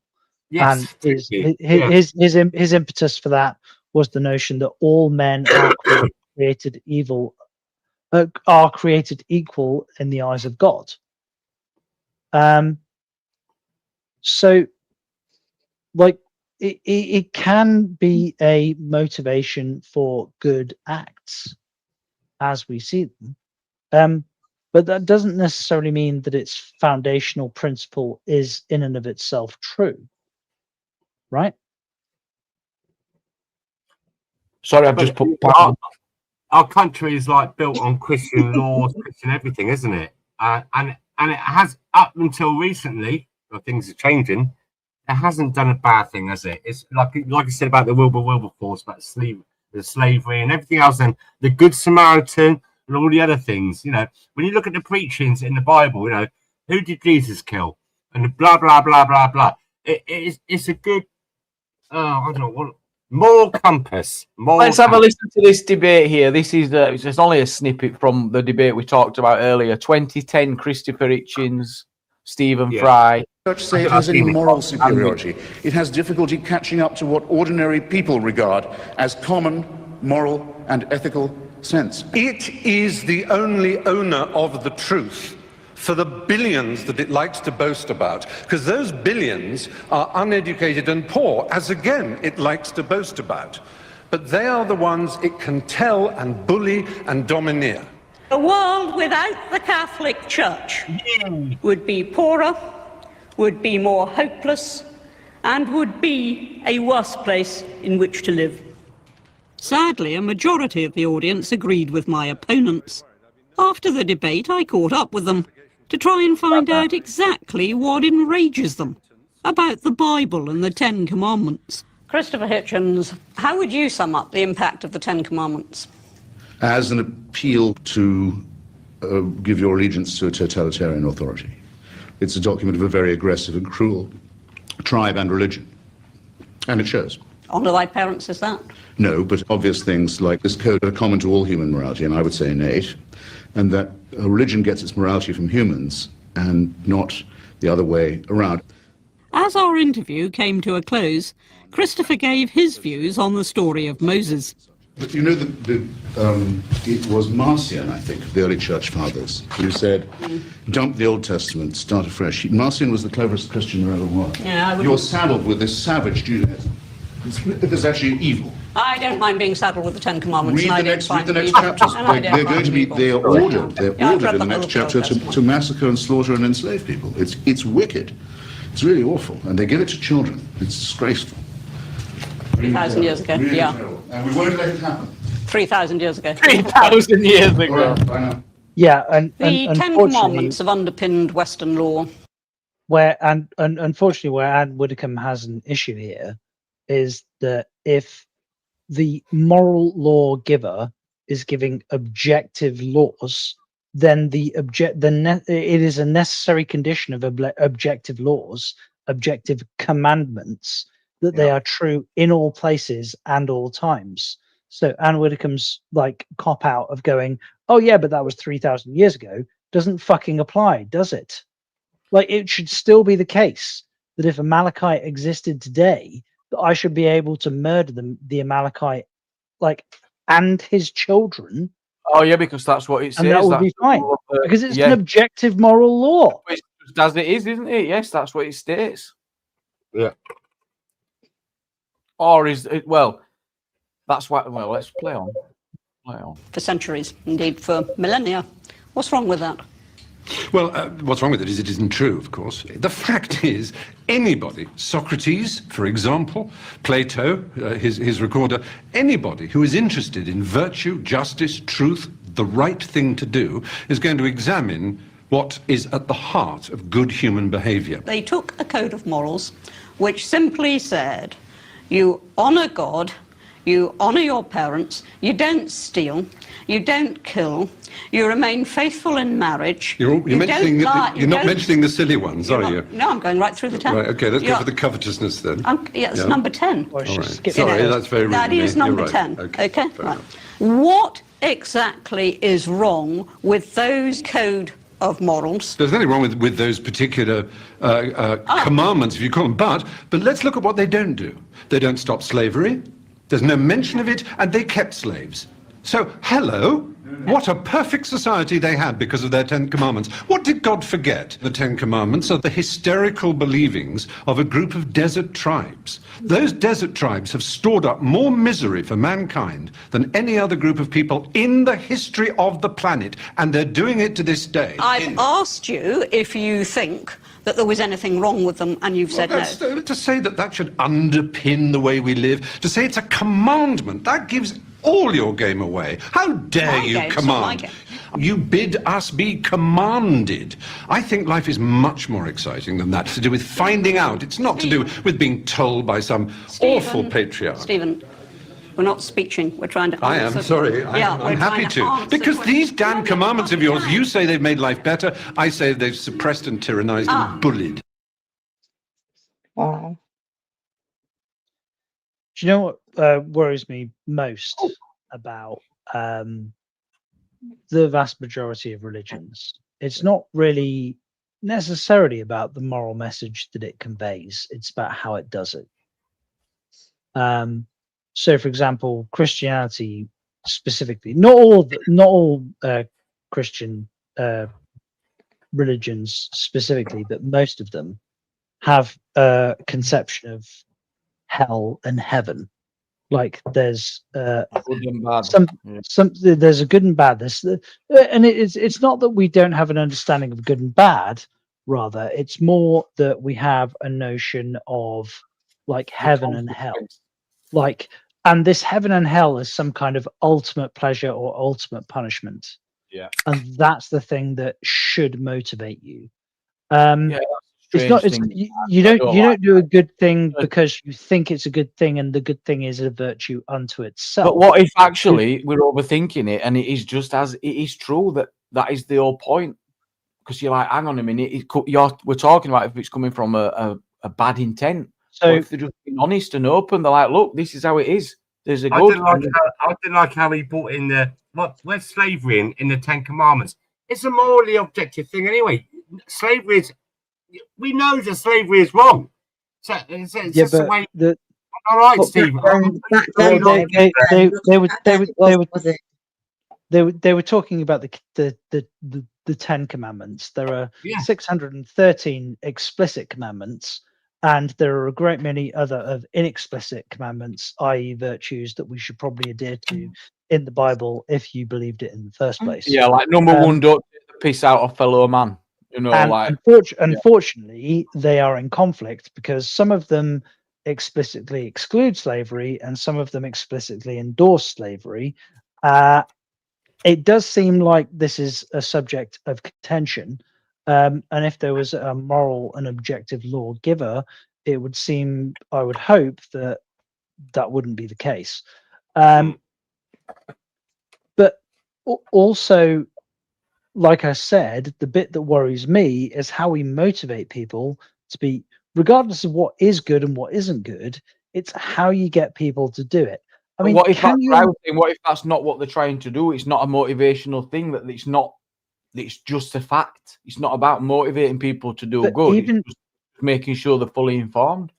Even if it's truly the case, like who like well, that's just how it is, John. They're just letting people know. But let's put it this way, Jamie. Like if we were to view God as a parent and we're his children, right? Yeah. Bit bossy. Would and like everything we know as like quote unquote God exists today, would we consider him to be a good parent, or would we consider him to be like an emotionally abusive parent? I don't know. Just a good round. Like, does he shake like, the like? If I said to my son, behave how I tell you to behave, or I'm going to beat the tar out of you. Yeah. Like, would I be a good parent according to you? No. It'd be abusive parent. Exactly. Over time, things have changed, hasn't it? What, God's different now? Has he learned his lessons? No, we're different now than what we were. Yeah, we don't do it anymore. Yeah, we don't. Almost like God's a human concept, right? Well, it's how things were back then. Like you talk about slaves and stuff. Slaves, it wasn't abnormal and wrong back then, was it? But hang on, is God all knowing? Do you think at the time though people knew it were wrong? I think so. When they were, if it was just normal, it's normal. It's normal, isn't it? Normal until you know what isn't normal. Our knowledge is limited, right? Is God's knowledge limited? Exactly. Yeah, he should be. Yeah, all seeing, he's all-knowing, he's on something. Yeah, he's on something, isn't he? He's on all-knowing, all powerful. So, like that's the excuse that works for us. The limited beings they are. Omnipresent. God, Isn't that omnipresent or something? He's omnipotent. Yeah, omnipotent. Omnipotent. Fucking shut up. He's basically everywhere all the time. He can see everything. He knows everything. He's everywhere. And the people that say that, did he invent cancer? Did they people that dying around the world? Yeah, but he did say man would destroy man. It's the argument from evil. It's the notion that if God is all loving, then how could he create a world in which you can justify an all-knowing, all-powerful, all-loving God that also gives us free will, and humans, for example, can exact evil upon one another, but there's no justification for the all-knowing, all-powerful, all-loving God to exact like evil things, suffering to happen upon. Yeah, he knows better. Yeah. And don't forget that Satan is the great deceiver. Is it? But it's fallen angel, isn't he? So what? He's what, an angel? He's a fallen angel, isn't he? I don't know. Is that what a devil is? A fallen angel? Yes. Yeah, of course. Yeah. As you say, of Lucifer's course. a fallen angel. Yeah, you laughed at me then. Yeah, you laughed at me thinking I was laughing. No, according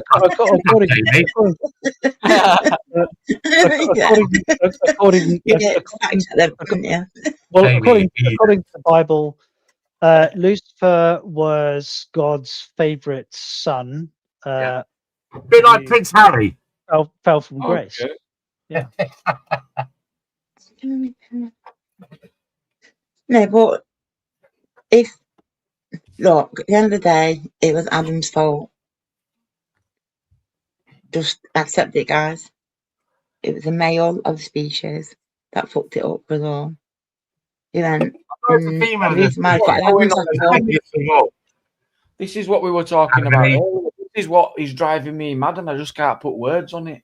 That we're being divided so nastily at the minute.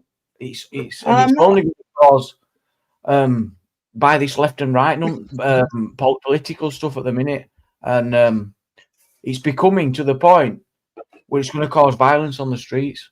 It is absolutely going to get to that point. We're nearly there. The police have stepped it up. How the auditors can't see the different change in gear is beyond me. How they can't spot it is beyond me. The police have they've gone into the next gear. They have. Is that because I've just said that? No, it was this comment that made me think it. Oh, sorry. Oh, it was good. Let's apologise.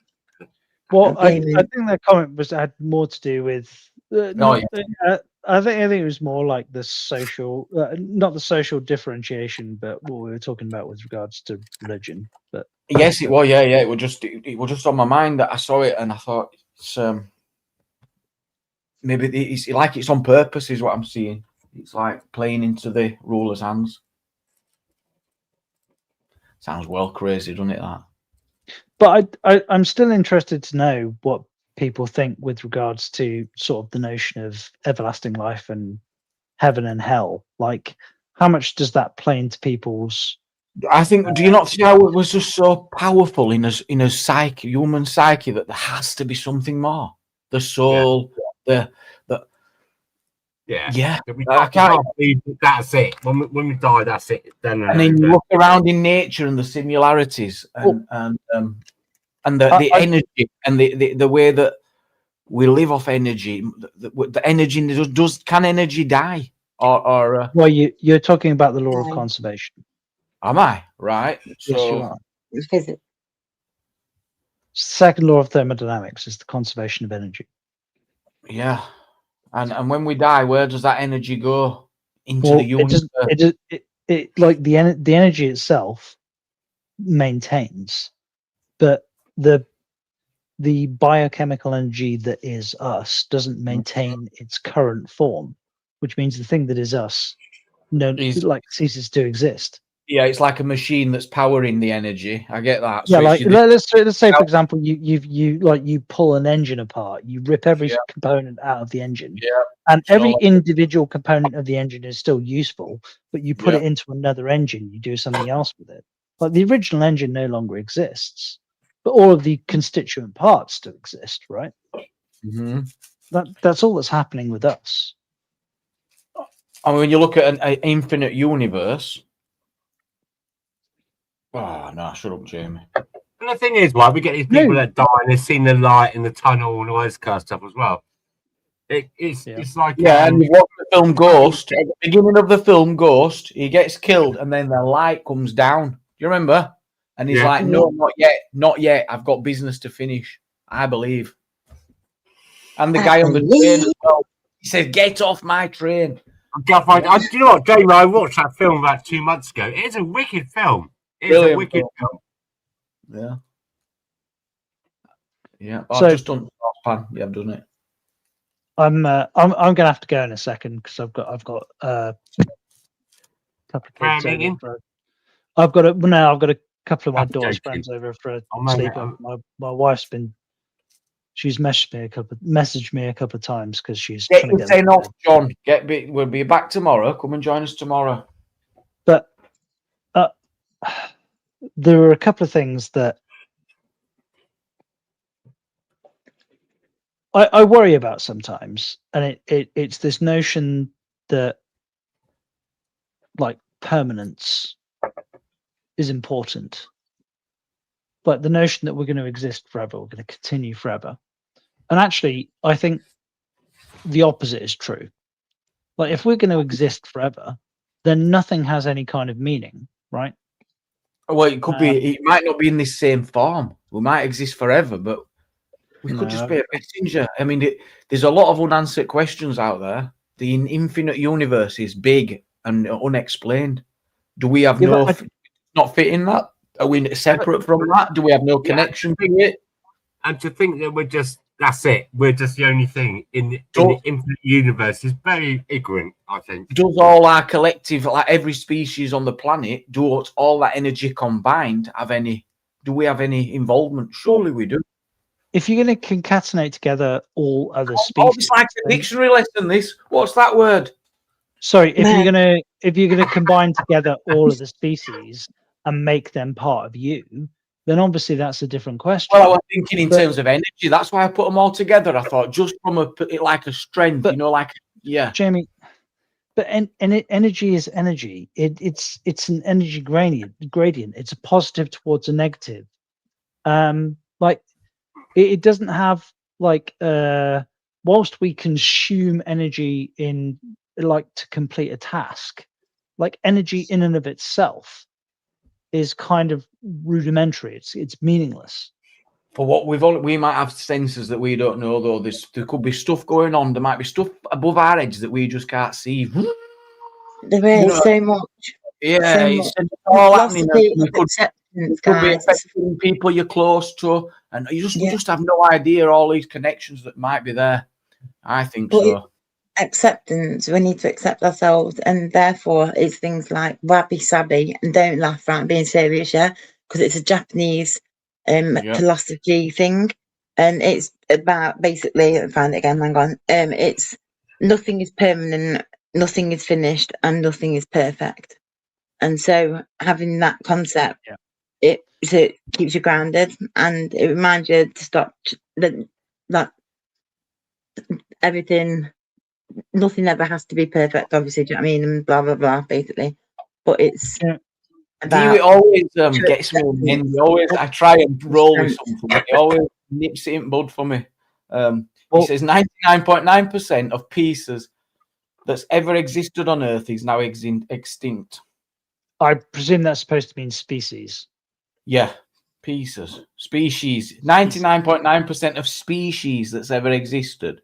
But that don't prove no, because extinct, but there might be in another universe. Well, so what Angela's just said actually resonates with me. So I think the reason that I think my life has meaning is because at some point it's going to end. All of the experiences that I have, all of the things that I find beauty in or anything like that, they don't have value because they're going to exist forever to me. They have value because they're short-lived. How does that make it have less value though? No, not at all. Because it means that you have to enjoy them and love them right now. They're going to go away as far as you're concerned. So it's all just temporary, but all that's temporary state. You're putting yourself in a temporary. No, I understand that. Nothing's permanent, though, Jamie. Nothing's permanent. Nothing. Yeah. So aren't you just fooling yourself then if you're putting yourself in a temporary state of no? No, but also because it comes crashing down at some point. So if it's all going to come crashing down, then you are fooling yourself. No? It's not a bad thing. It's not a bad thing. That nothing's permanent. It's just a flowing. It's a flow of just being. Yeah, but so when we say you got to make the best of it, what does that mean? Because if it's all going to come crashing down, Mrs. J, good night, love. No, what if it's going to come crashing down? What if it's just going to be like, say, plateau, and then, or just just be a flat, or be every single person is going to come crashing down. Every single one of us is going to die. So that's if it's all going to come crashing down, what really matters? And then you have to put. That's when death is what? When it's about understanding all what you believe death is to be. And I think then, because we don't know what that is, we can either see that as being the most terrifying thing in the world ever, and oh my God, or we can see it as something that's going to happen at some point. But whilst we're here and in this moment, we've got to enjoy it and be as we are. And that, I think, is important, to be on that kind of a level of knowing. I agree with that. Like, but making the best of it kind of sets a standard. It's like, well, hang on a minute, what is the best of it? How do you mark it?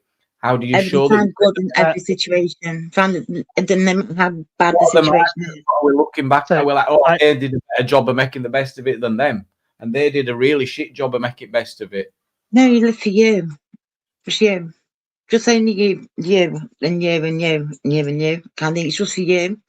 We're on this earth for ourselves, and we can't live our lives for other people. So we've got to live it for social contract. Apparently, no. There's a social contract, but it has to start with ourselves, doesn't it? Apparently not. No, it's a social contract. It's give and take. No. Yeah, but forget the social contract. We're well beyond a social contract here. And I do have to go and put my kids to bed. And if good you night, guys are going, I'm going to come back. But in relation to what you said, I do want to read this. Like, this was actually part of a eulogy. But I want to read it because it's so relevant. If you need the promise of everlasting life to find beauty in this world, then nothing will ever be enough for you. Nothing will satisfy you, and you will forever be wondering if you have done enough to secure your place in paradise, not realizing that you have it already. Indeed. When I die, when I cease to exist, my last thoughts will be knowing that this is a necessary sacrifice to make way for my children. It is a debt that nature demands. I will pay it gladly. Indeed, I think we both agree. That's what we're both, and that is a meaning in life, to set a standard for those close to you. That's my meaning. I think it's. But it also is an exercise in non-permanence. In order for that to mean anything to you, the same applies as well, though. It's if you need to make the best of it to have a good life. You know what I mean? It's like knowing that you're going to die. If you've got kids, like, can you imagine what it must be like for your children, for you to be stood over their shoulder, looking over their shoulder from now until the end of time, and they look over their children's shoulders from now until the end of time? Like, in order for their life to have meaning, in order for them to learn the lessons that we've given them, we must go. We must leave this place. True. In some meaningful way. Otherwise, like, how do they become the men and women that they were destined to be? How do they become the adults? How do they? The standards. Yeah. Well, it is the circle of life, isn't it? That is the way it goes. That is the way it goes. But what's wrong with that? What is wrong with that? Nothing. I think it's been a really, really good discussion again, John. No, it's there's nothing wrong with it. But there's too much unfairness in it. Let's be real. People dying. It's just awful, isn't it? It's just awful. Is death. There's only some get it good. Yeah, but that's why we have the good and evil, good and bad, darkness and light. The thingy bill got rejected, didn't it? I'm glad about that, Angela. I'm going to go. I might be back if you guys are still going, but I've got to go. You off. I'm kicking John off for his marriage sake. Get out of here. I missed that. He needed to go. They're having a sleepover and stuff. He's got shit to do. Oh, right, yeah. Sorry, I thought he just said something wrong. I thought, what's going on? No. But this self-assisted dying, I'm just not into it, because I've read some stories recently, Jamie, in the papers and that. Some mum has decided, a lady, if you look, I thought, God, do you know what I mean? You're not on about the horrendous case in America where she went to America to Are you? No, there's a lady in England. Her son got killed a few years ago. She can't get over it, so she decided to do assisted dying. By the way, this assisted dying is not cheap. It's not cheap at all. But anyway, it's not that expensive either, though. Just saying, it's not. It's about £7,000, I think. Just yeah, not £7,000. What? £7,000 to be given a tablet? Is that what this? No, it's not a tablet. It's done by carbon monoxide. You press a button in a capsule, and you just no. You're on about something very different. You're on about he got arrested. Him, God bless. Dignitas is literally a cyanide, I think. No, I thought it's No, you're on about something different. He got arrested for that case. He ended up getting done for it. He's going through court now. Because that's different. That is somewhat different, is that, mate? I've seen a video of what they do at Dignitas place. I saw that. I looked at that once. I'm sure it is gas. Let me look at Mad, isn't it? Yeah. They actually go for mental health and stuff. They take people. How crazy. They have a capsule, and the person that wants to end their life presses the button, and it releases the carbon monoxide and takes their life. And the thing is, it just said in the Bible. I know I don't want to hark on with this, but Google thinks I'm in a fucking bad state. It's giving me advice and stuff before it'll give me answer to that question. Yeah. And it's cheap. It's more expensive. Like, so there was a debate about how people, if you got the money, you can have the care. But you haven't got the money, it's cheaper to do yourself in, which I think morally is wrong. And like I said, this woman, her son had died, and she decided to end her life. And then there's another one, a teenage girl, I think it's about 18. She suffers from depression, and they allowed her to end her life. When I read those stories, I just feel, oh my God, where are you? Let me come and talk to you, please. Because when there's heartbeat, there's hope. Yeah. You know? No, I agree. The fighting, I'm all for it, mate. The human right to live, not all the will to things like people when they're in comas and stuff like that, and they've still got a heartbeat. There's always that. And it's a slippery slope. It starts off with all good intentions, and then before you know it, like you see cases around the world, people with mental health issues going for places like that, not appropriate, in my opinion. I'm not saying that these illnesses are not debilitating and traumatizing people to go through. They are, but that's not a treatment option, in my opinion. This could be taken advantage of and abused by, say, like a family want to get rid of the old girl because she's like, oh yeah, you want to get the cash out of fucking money in house and all that. Yeah. I think it's really wrong, to be honest. I think it's very morally wrong. I mean, I'm glad that fucking hell, for once in the UK, for once that they agreed that it's not, that they pushed it back. I'm glad about that. I'm sorry. There's people out there who got cancer and all that kind of stuff, and you really story of coronation thing with Roy and that what's his missus or whatever, and she took a cocktail, and speak to someone. Help is available. The Samaritans, talk to the Samaritans. 116-123 available 24 hours a day, and even if they're not the right person to speak to, they'll be able to signpost you to somebody who is. So it could just be a starting point if someone does need to reach out. Absolutely, definitely. Sorry. And then life is the most precious thing. Okay. Sorry, that's got a bit down and dark now, isn't it? But if there's anyone listening in on the chat or let's have a look on my TikToks. What's going on TikTok? There's always happening on TikTok. So have a look. This will be a bit of a. I don't know if anyone find this guy, but I laugh at this guy. Anyone seeing this? He does TikToks and might lighten the mood. Yeah, well done. What? Oh, it's the Green Party. It's the Green Party. It's the Green Party. What makes you say that? What do you, is it the pink? Is it the pink?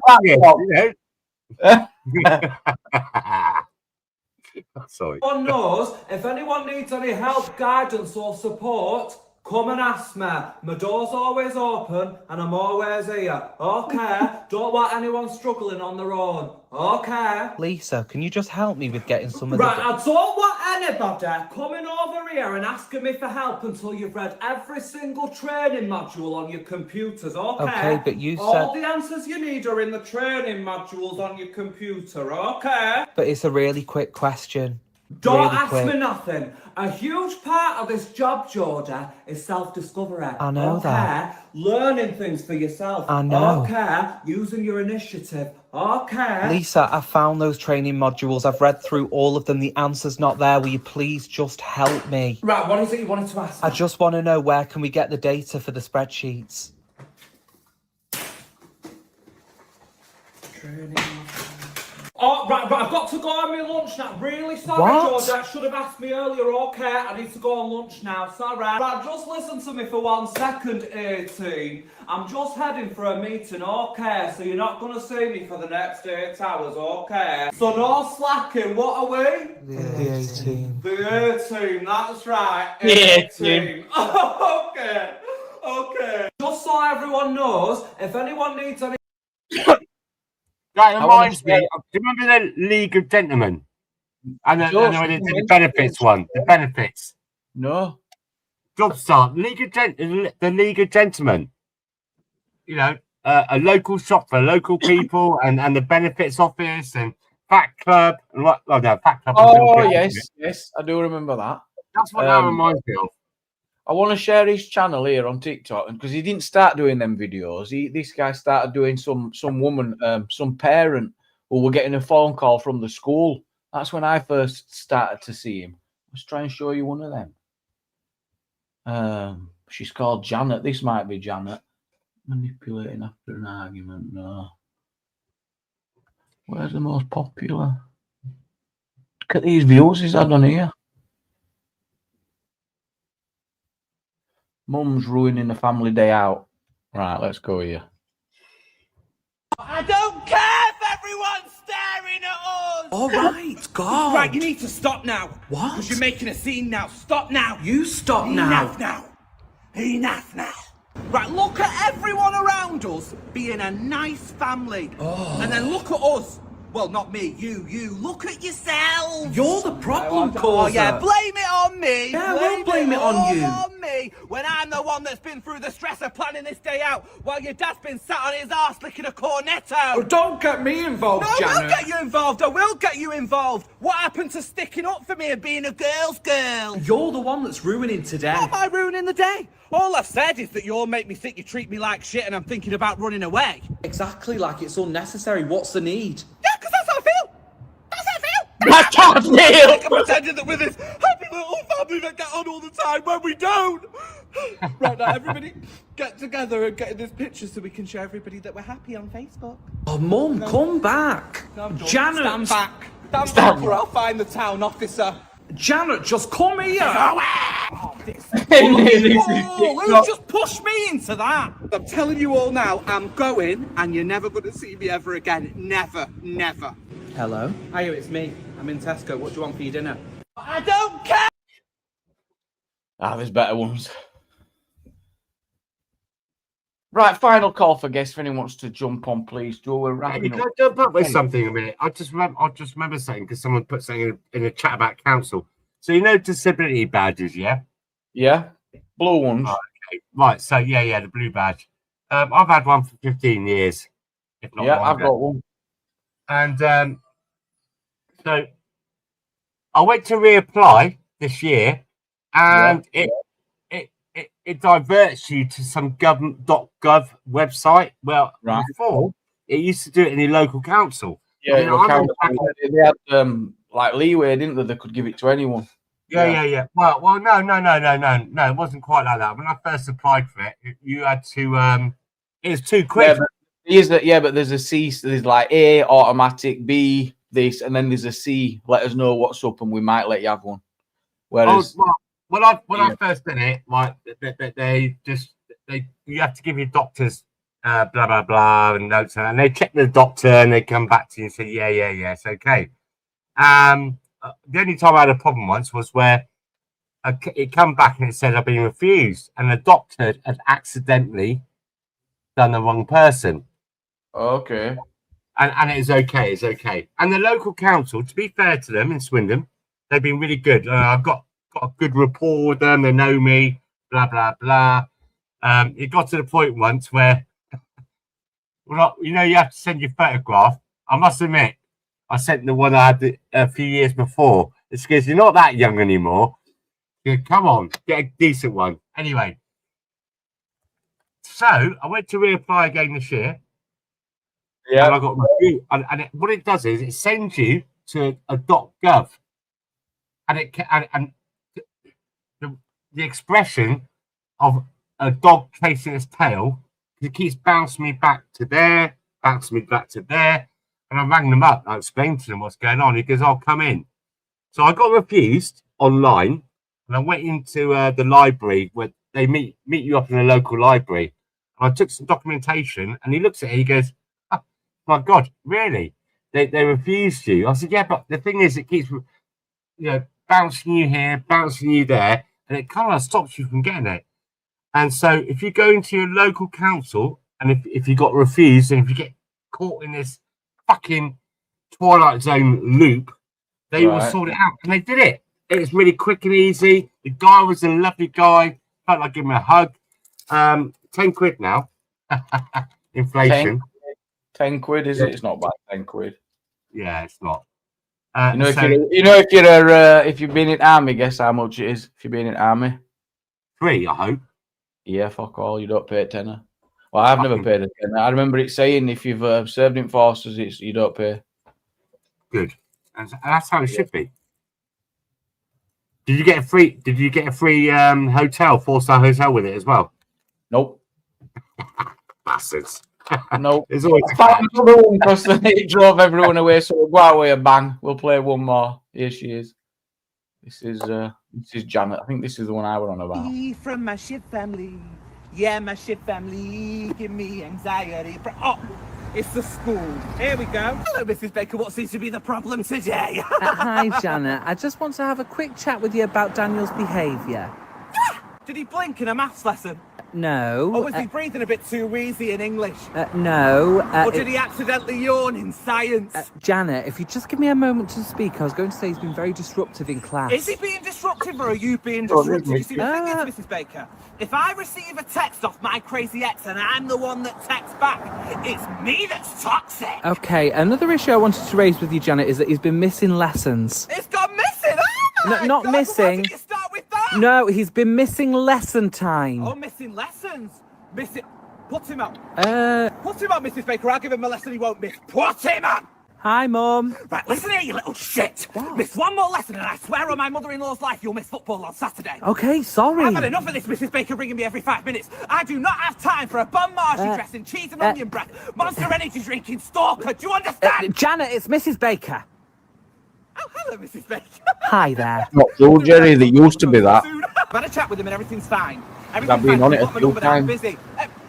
Get me a double gin and tonic, Sue. Anxiety. That's about right. But the other thing is, Janet's missing her pajamas when she goes to school.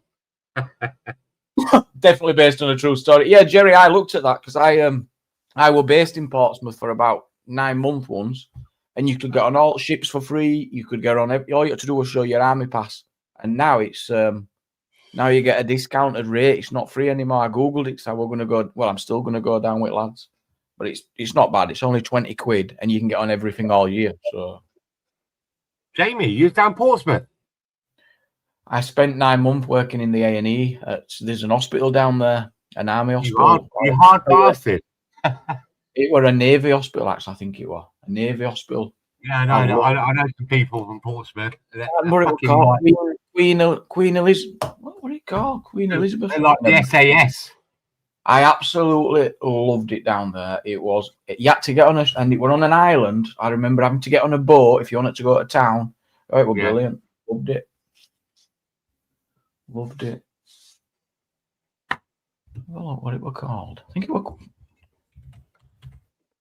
Oh my God, can you hear me? Yeah. No. I've no idea what it was a minute ago. What's that? Oh, sorry. Go on. I've got no idea what you were just playing. I was just trying to remember. Oh, there's a Portsmouth in America. Portsmouth. Do you remember? Right. Queen Alexandra Hospital. Queen Hospital. Alexandra. Got Do you what? think that things have gone right downhill since it? I'm not being I'm not a royalist, but since Queen Elizabeth died, things have just like got worse, haven't they? Things weren't so bad when she's around, and she sorted stuff out. But I'm just an observation. Just an observation. I was really devastated when she died. Yeah. It might be free if you're in Navy. I think it absolutely should be, but it used to be free for all serving forces. It's all now tri-service. It's known as, isn't it? I think that's what they call it. All logos are all together. Army, Navy, Air Force. They're all mixed. Definitely all mixed. 5-minute warning. We're wrapping up. It's a quiet night on YouTube. Joel, Jamie, one thing I've noticed. Hang on, let me just go back. Right. So, I mean, you got 22 likes, and you've got like 100 Is that all people. it is? 22 likes, right? Go silent. We'll go on a silent protest. I think it's only fair. What's going on with people giving the likes on? You know, that there's loads of people watching, and you only get like 10% or 20%. I mean, I understand you should have to earn a thumbs up, but 20. No. It's not like your 20. Keir Starmer channel, are you? or Diane Abbott. Oh, I tell you what. The other day when she stood up, did you all think that was the best moment in that Commons moment? Which one? You know, right. So it was Starmer's being questioned about, you know, like the allocation of the American ambassador, blah blah blah blah blah. Yeah. And then during that questioning, Diane Abbott of all people stood up and started going on at him. It was a. Did you not see it? It was fucking. I saw a few. Respect, Mark. I didn't see what she said. No. I was howling. I tell you what, I was crying my eyes out with laughter. Yeah. Hey, don't you worry me. Honestly, I'd like to see everyone do well on here. Unless they're a prick, it is what it is, mate. No. She was funny, wasn't she? I mean, was his name Hench? 234 Hench. I must. She's a fucker, isn't she? But she made me laugh. Oh, you're on about her who got kicked out? Abbott, no, Diane Abbott stood up. She did, didn't she? She was like against what Keir was saying and doing. Oh yeah. Well, she's Corbyn. She's a Corbynite. Yeah, definitely. They mated together. It's hard. Well, you ought to have a bit of respect for her party leader, in my opinion. How very dare she? I know. I mean, there's the thing about not shitting on your own doorstep. I mean, what's she doing? Who does she think she is? Exactly. Outrageous.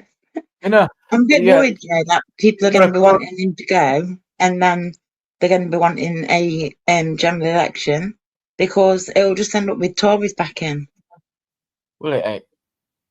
Just reply to Eddie Gray the answer. What is it about a black British woman MP that you didn't like? Well, no, she's. Come on. Did I say anything about her colour? What is it about a black British MP that you don't like, Eddie? Well, she's not very good at maths. I mean, I've never seen her articulate an argument very well. I go on, but she is the most long-standing MP or something. She's got some credentials behind her as an MP. It's insane. She really has. But then she's going on about. I don't know how she does it, but she has broke some records. No doubt about it. Yeah. She brings the votes. Does Diane? She brings the votes. Her son didn't, who attacked the A&E department and the workers and that. Yeah. So, and then about education and everything, but her son had a private education. So she's a bit of a hypocrite. It's nothing to do with her skin colour. What's your name, guy? What's your name again? I can't remember his name now. But Oh, you think Eddie's calling you out for being prejudiced? I know. I didn't mention anything about fucking colour. Poor Diane. She was in a rush that morning with shoes. Maybe we should let her off for the shoes. Has everyone seen the shoes? Yeah, I remember that. Two left shoes on it. Let's have a look. Diane. No, didn't even just wrong. They're the wrong colour. Crikey. She is a bit of a not abnormality, whatever you call it. Right, what time is it? There'd be another one. So for those that haven't seen this, there was a moment where bless her, she were in a rush and she had a bit of dancing to do, and off she went to catch the tube, and she put on the wrong one, shoes. So she went out in. Oh, oh my god! The different colours and everything. One's shiny and one's not. One's got a little buckle on. I wonder what were going on that morning. No, clearly. maybe one of those shoes. Maybe one of those shoes is Jamie Corbyn's. Oh, they're getting dressed together quickly. I'm waiting for it to come down in price. That might, Crimson Desert. My son got it free with a graphics card. He says it's brilliant as well. It's a bit pricey at the minute. But has anyone else ever made this same mistake? Who else has gone out wearing two left feet? Well, True answer is no. Oh, Diane. You know that. Dirty Diana. Ooh. Right. It's actually it shows a commitment to her constituency is what it does, because she's that committed. But she's very left. No, she's left. Yeah. Sorry. Yeah. That's yeah. True. She's a proper lefty. Yeah, I think I remember doing it when I was 2. Oh, yeah. Is everyone enjoying the weather at the moment? Is everyone trying to get their garden sorted out and do all this kind of stuff? Yeah, before it overtakes, absolutely. And it feels like 30 degrees today. We're only 21. It felt like 30. God, yes. I was suffering. What did you do for St. George? Did you get the flags out yesterday? Yes, I did. Yeah, I put one on my car. Those ones you put in the window. One of them broke, the little clip, so I put it on the dustbin outside the house. But yeah, and also in Swindon where we are, I don't know if it's the Oxford crew, because I'm part of the Oxford crew, the Razor Colours. They come down here. We've had loads. We got one down in quite a how do I say, ethnically diverse area. They've got and the ones they got Merry Christmas and the Happy Christmas and St. George's. They got Welsh flag, Irish flag, and the Scottish flag. Yeah. Did anyone tell you we want English? That seems to come up a lot. The what? That St. George want English. It comes up a lot. Yeah, I know. It's Turkish, wasn't he? Yeah, it's just one. You sometimes hear that on St. George's Day a lot. You do hear it a lot. I don't know you're bothered by that. It's just a patriotism and what we do. It's our flag. It's our flag. So, hang on a minute. Let me just cancel that. That's the Wow, Tom's talking about a time when Diane Abbott's son had an incident in a hospital where some nurses were. Yeah, he beat up accident worker. He beat up the nurses.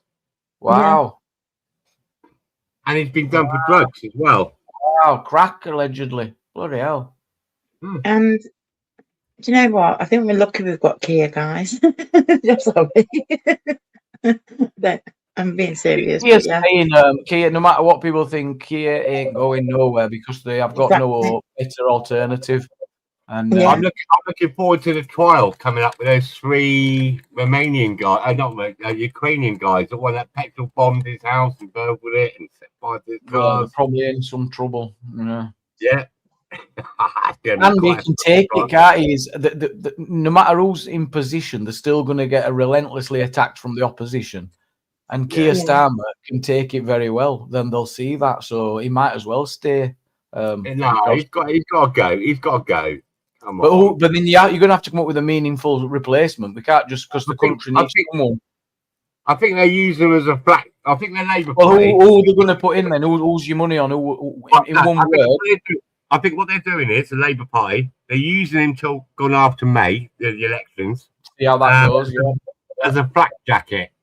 He's going to absorb as much as he can, and they're going to get rid of him. Exactly what. Maybe. I mean, but if they're going to get rid of him, who's going to replace him?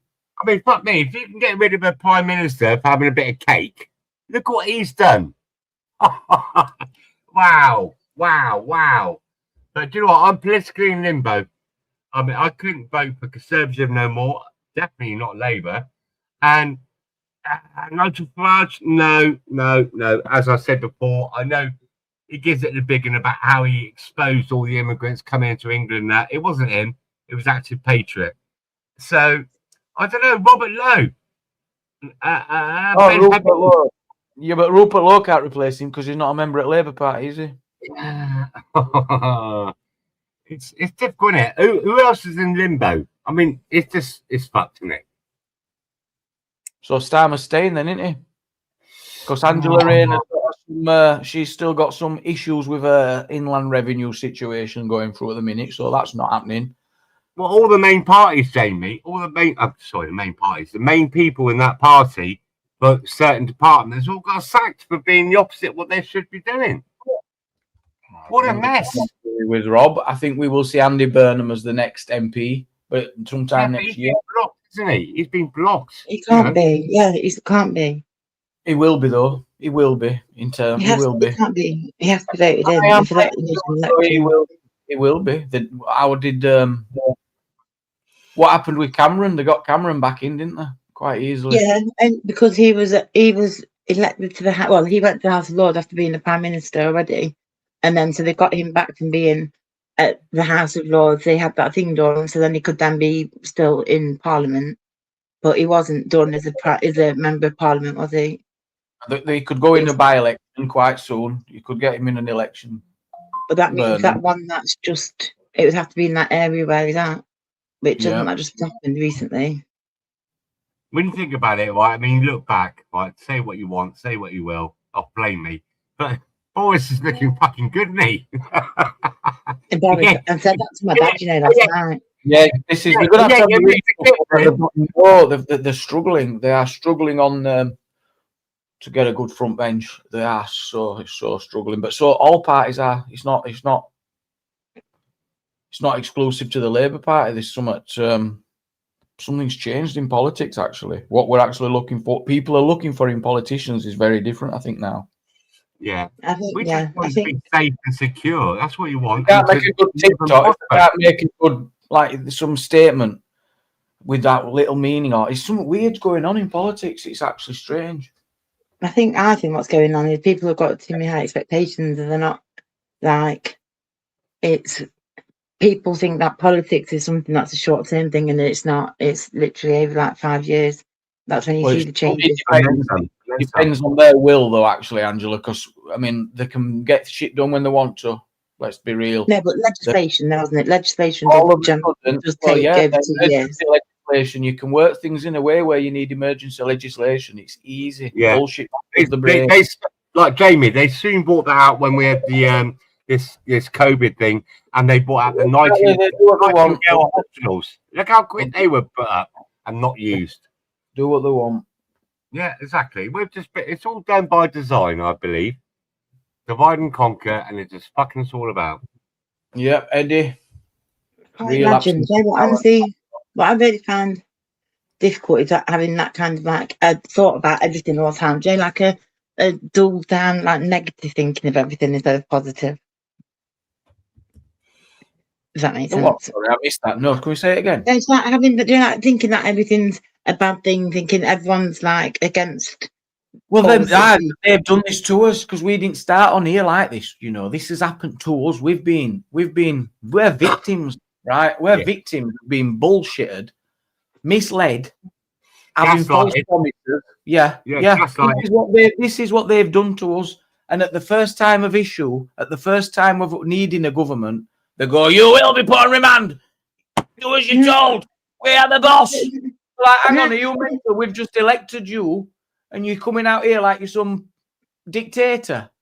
Stop the country from getting met. Stop He'll people never from ever going around live trashing down, the you know, cities and that. stuff. Yeah. He'll never, ever, ever live down those words ever. He's I honestly didn't see that problem. Honestly, I'm just saying it just now. I Oh, the didn't see whole that country were problem. disgusted, because don't- everyone got tarnished with the morons that were setting fire. They're criminals. They deserve to go to jail. Setting fire to hotels. Come on, but the whole of the country was furious that weekend,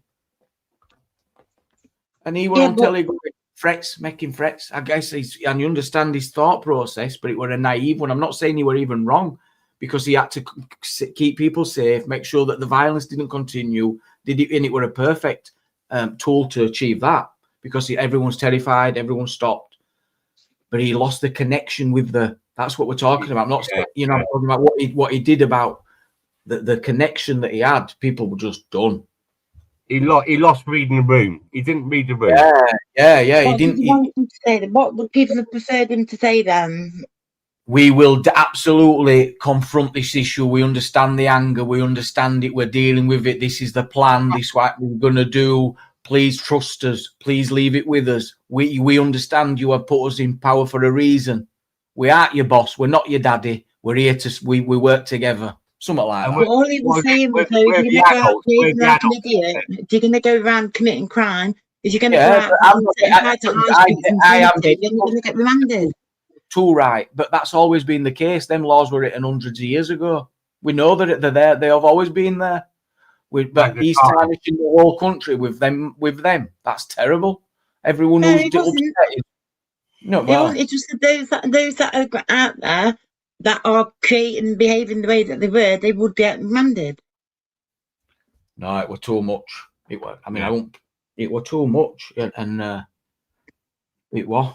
From a Labour Party, which he's got the roots it has of the working man, apparently. They should be better on people than going around trashing the country. I don't think so. We've already got them rules. The police are there. It's the police inspector that comes out and makes them. You will be arrested. You will be put in cuffs. You will be dragged to the van. I'd accept that all day long, but not from a prime minister. He's got a police force and a court system to deal with all that. We have inspectors that can go and make public statements to let people know where they stand, where the rules are, where the line is. But think how much people were living in fear. Think of the elderly people. Think of people's businesses. Think of all the things that have been entrusted by that just putting into Parliament and stuff. Everything. Huh? The shoplifting. Look what's going on with the shoplifting. Yeah, exactly. Think of all the looting that would have happened. Imagine. Can you remember when it was all through London or whatever it was? Can't remember where it was, when it was. Yeah, and I all remember. the shit that happened then. That was horrific. And to think that could have all kicked off again. And I'd be exactly the same. Do you know what? I'd have put everyone. I would have granted everyone. Don't care. I would have done if I thought that was going to be a difference to having people in the country to. It should be in a curfew. Yeah, too bad I would have done. And do you know what? Because knowing that people were going to hotels and fucking trying to step by the exits and stuff, it's fucking outrageous. And if people felt it was a personal attack on them, then either check yourselves or don't feel so like that person's attacking you because they've got nothing against you. You're not doing nothing wrong. Right, but he was trying to shut down. Was he trying to shut? Okay, I'm going to ponder that. Speech. No, I'm going to. I want to. I don't want to always keep coming back. So you can. Yeah. Like they say, enough is enough. It's just ridiculous now. Ridiculous. And then what's going to happen next? Yeah, that's why I'm going to stop. Yeah. It's going on in Germany. It's going on in Holland, Denmark. It's what you got to do is like going to chess. I cannot believe they do not know what's going to happen. All you have to do, look, is like Molenbeek. Was it Molenbeek? What's it called? Not Molenbeek. Molen, whatever it is in Amsterdam and Holland and all of Germany and all those kind of places. You can see the movement and how it's progressing. They know what's happening. And that's so when design. Daniel got involved, he obviously got it suggests that there might have been conversations had with the court system, because usually if you're in court, it's about public safety as well, whether you'd remand someone or not, and take into account the costs. There's lots of things to consider before they just go, God, we need to remand this person. And they also have like, you know, that if someone's got kids, let's say there's 4 kids at home which are going to be put into care, it's they can consider things like that as well, can't they? Yeah. But in a lot of cases around that time, there were no consideration at all, I don't think. So it would different. It changed. It would like it wasn't fair, was it? They could start dealing with sentences and guidance. I mean, yeah, all that went out at window, didn't it? Yeah. I think it's yesterday. I'm not going to put it on down there, James. I don't like this. There's a guy, a white guy. We had a lot with that. Yeah, that raped a woman. He thought she was Muslim, but she turned out to be Sikh, I think, or something like that. And he got a life sentence. Yet we get these stories in the paper. Some guy today did that to a 12-year-old. He's got to serve 6 months. I mean, this is what's causing the unrest. On purpose. I think it's being done on purpose. So I don't know. I know you don't like talking about these things too much, Jamie, and I don't want to take it down that road. But you have to look at these things and say, why? Why? I mean, I've got, as you know, I've got 5 daughters. My oldest is 26. I've got a 7-year-old and a 12-year-old and a 7-year-old. And I shit it when they go out. I absolutely shit it. I put a tracker on them, not because I'm, what these stalkers or anything like that. I just want to make sure my girls are safe. There's nothing wrong with that, is there? But do you think that's your thoughts as an adult now with your mind? Because Because I'm more aware of what's going on. But when we were younger, things are still going on. Things are still happening. We didn't have phones back then. We didn't have anything like that going on back then. And social media and stuff wasn't around then. So parents and stuff back then, or other kids, I really feel that we're creating and I don't know what it would be, something for the children now. Do you know, like where they're growing up in a time that they're fearing what adults are fearing instead of growing up as kids, if that makes sense. I mean, I was thinking about it today actually. When I was 10 years old, and I was I'm not posh, by the way, but you fucking start. I went to boarding school, and one of the treats about when you're at boarding school, you can take your best mate. No. I'm sorry, that's posh. No, posh. Oh, fuck off. Fuck off. So one of the treats was we could walk down. It's in Barnstable. We're allowed to walk down from Braunton, go down to the cake shop. Like you could be 7 or 8 years old. You take your best mate, and you could walk down. That was a treat when it's your birthday. To go and get your birthday cake on your own and walk back. I would never let my kids do that now. No way. What, walk to the shop? Yeah, to go get a birthday cake. Well, I think it's safe to walk to the shop myself. Yeah, well, even Barnstable's become a bit of a shithole apparently with what do they call it? Kettman, that's the one. Oh, well, the greatest. That was some great footage that News Now Yorkshire got. Yeah, that Rotherham. Yeah. Yeah, and all credit to News Now. He's seen them setting fire and let the police know. Told them. Yeah, exactly. I think it's just, I don't know. I just feel like we can sometimes be putting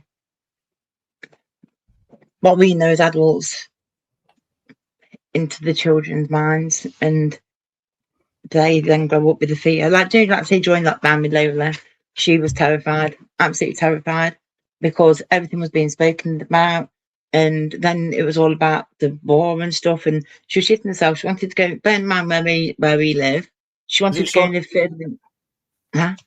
Could be social media causing the fear as well. No, that's it. That's what I mean. Yeah, social media, and it's through the mum like talking about stuff around her. And, it's our fault. No, that's what I'm meaning. Yeah, adults, parents, grown-ups. I think, but don't like as a kid, it was like you'd seen and not heard kind of thing, or you don't go around adults when they're talking and stuff. Whereas now we talk normally to people at other ends of the country, across the world, that are like, just when we talk about random shit, serious shit, but stuff that we don't even speak about behind closed doors, and yet we talk about it, and the kids are upstairs or they're in the other room, and I don't know. Then they're going to tell mates at schools. Changed on it. Then it's all gone to shit. Let's be real. I am wrapping up very shortly, but I get a link for you. Before you go, Jamie, is anyone going to the 16th of May up in London? I'm not going to say it. I always say yeah, and then I'm a cop out. And yes, it's down to my health as well, because I don't know what's going on with my legs at the moment. I keep collapsing. Yeah, that's what I'm like. It all depends. I would like to go there. The lefties. Sorry, Jamie. Well, you apologise. You want to say lefties? You'll say lefties. I've heard the stink as well, but I don't know. They're saying it's all been cancelled. Saying, oh, never mind. It's not been cancelled at all. It'll be heavily controlled. It'll be heavily controlled. It'll be. Yeah. You get off your train. You're not going to be able to walk anywhere you want. You're going to have to just look forward and follow. The trains will be cancelled, Jamie. That's what happened last time. They cancelled all the trains. I mean, look, I'm not going to be critical of it because I think he's amazing. He's told me what he can do in terms of the reach he's got. No one can put numbers together like he can. But meaningful change at this point, it's not. How does it unite if you're saying like? I don't know. We'll see. Let's see. Let's see. Down to the numbers, Jamie. Because when we do have these little. On the more internationally, I think it has more influence. I think it has great influence in terms of just showing that there's a. Well, what does it do? It's causes a big inconvenience to the establishment on that day. Costs a lot of money. So they'll. I don't know. It says the Palestinian marchers do that. I'm not saying it's a bad thing. That's what I'm saying. If that's what it can influence change, fine. That could be a financial squeeze. That's what I'm saying. And doing peacefully as well. I mean, these marches that happen. Are they camping? It's not camping, is it? That one mentioned, but it's not, is it? It's just a march, isn't it? There's a route. There's a train station. There's a route to follow. Finishes in Westminster Square, and there's going to be people talking on a stage, speakers all around the thing, and you'd be like, just able to hear it, but voice it. Is it not better to voice our concerns and then be like the? Well, it doesn't say it's all about voicing concerns. It says it's uniting the kingdom. Yeah. Hello. Uniting the kingdom. Will you be uniting the kingdom on the 16th of May, AK? Well, I don't vote. Right. It's not a vote, though, AK. Well, do you I think communities and society. Well, no, I think voting's a waste of time because it don't get you anywhere anyway. Oh, that's right. I can't agree. I can't disagree with you. This is like deja vu. Yeah, well, I mean, I can go back to 20 lives where you've joined and you've said exactly the same intro. I mean, it's a great point. It's a good line. It's a good line. It's the truth, though. It don't get you nowhere. It's called false promises, isn't it? Yeah, leading you up garden path. So what is the point in voting anyway then? But if no one votes, Rupert's not going to get in. And have you heard vote aye, aim high, vote low? Have you not heard that?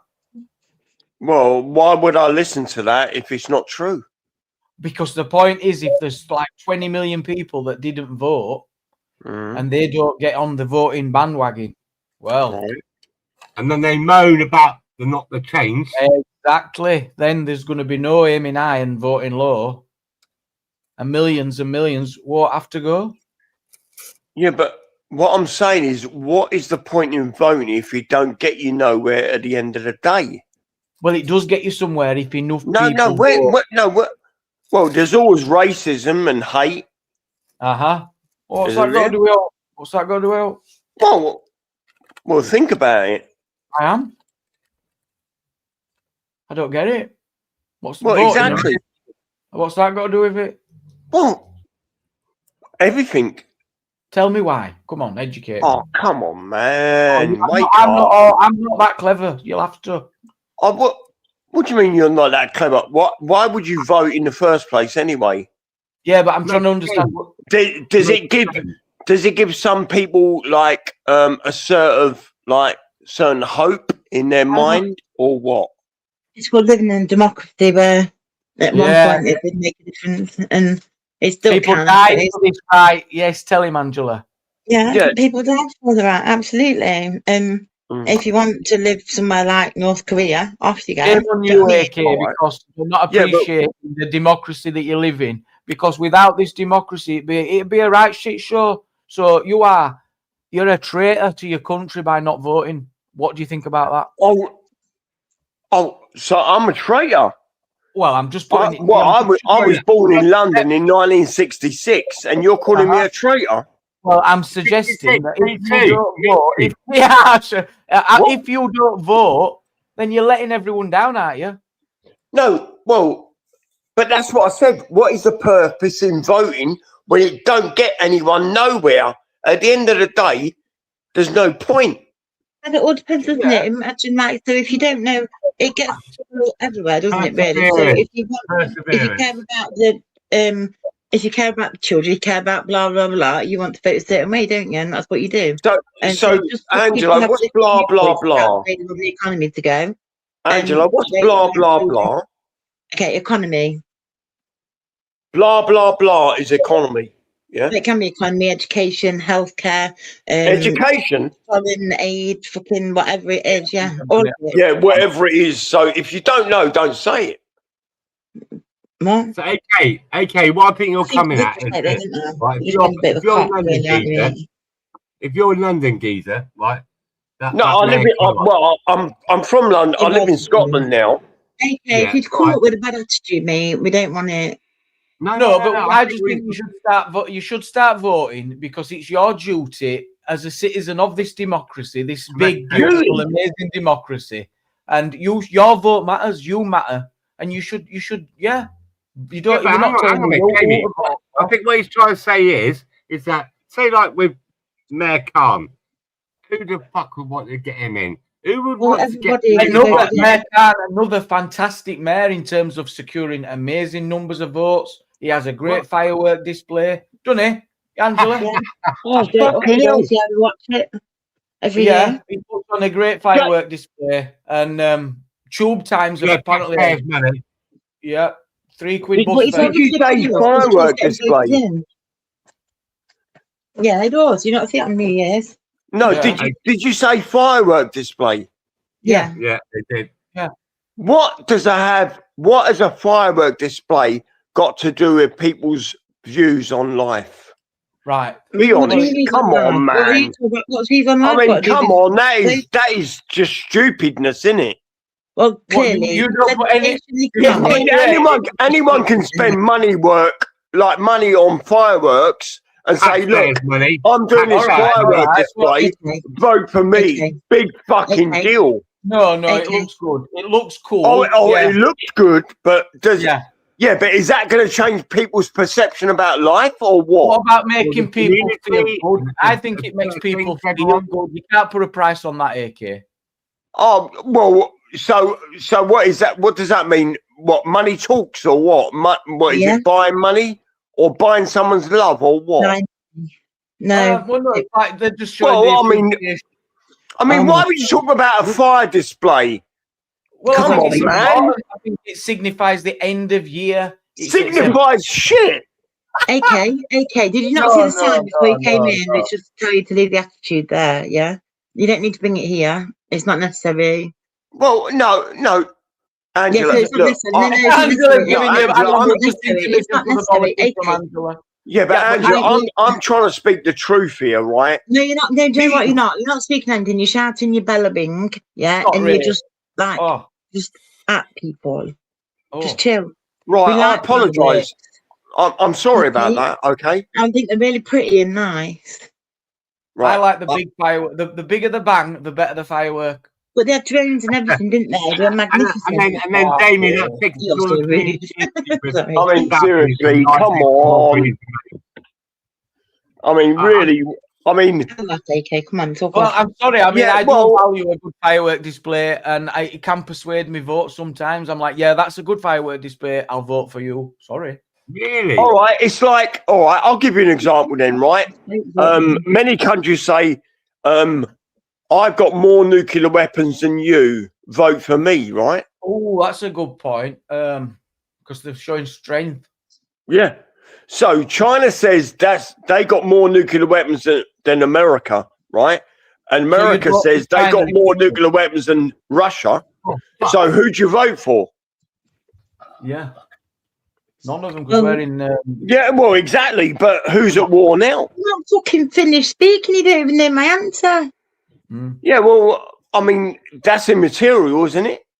What is? Oh, right. Okay. So I'm just gonna ask you a question, but then I'm not just material. But what your answer is, yeah? No, immaterial. I said immaterial. Yeah.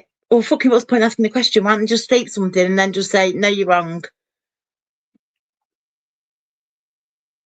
You can go and look in the mirror and have an argument with yourself if that's what you choose to do. However, well, a lot of people don't look at a brick wall and speak to a brick wall, do they? You're making my ears bleed, yeah, because you're shouting still. You're being rude and disrespectful. And No, there's no need for it. I'm not shouting, darling. You're being disrespectful. No, I'm speaking. You fucking, I know, yeah, but you don't ask a question and then say the answer's not important. Yeah, because you're not listening, are you? How the fuck do you know if I wasn't? How do you know if I didn't want listening? Because you didn't even let me answer, did you? Right, carry on. Go on. But no, you carry on. Come on. What was the I question? think she's scared at truth, AK. Well, basically, I knew that from day one anyway. Yeah, yeah. But all I'm saying is, who is right and who is wrong on this planet? Well, everyone's to their own, aren't they? I think. There's no right or wrong. Well, there is right and wrong. I've only ever been wrong once. Oh, really? Yeah. There were this time I thought I were wrong, but I were actually right. Yeah, that's it. That's the only time I've ever been wrong. I wonder why. I remember that. Do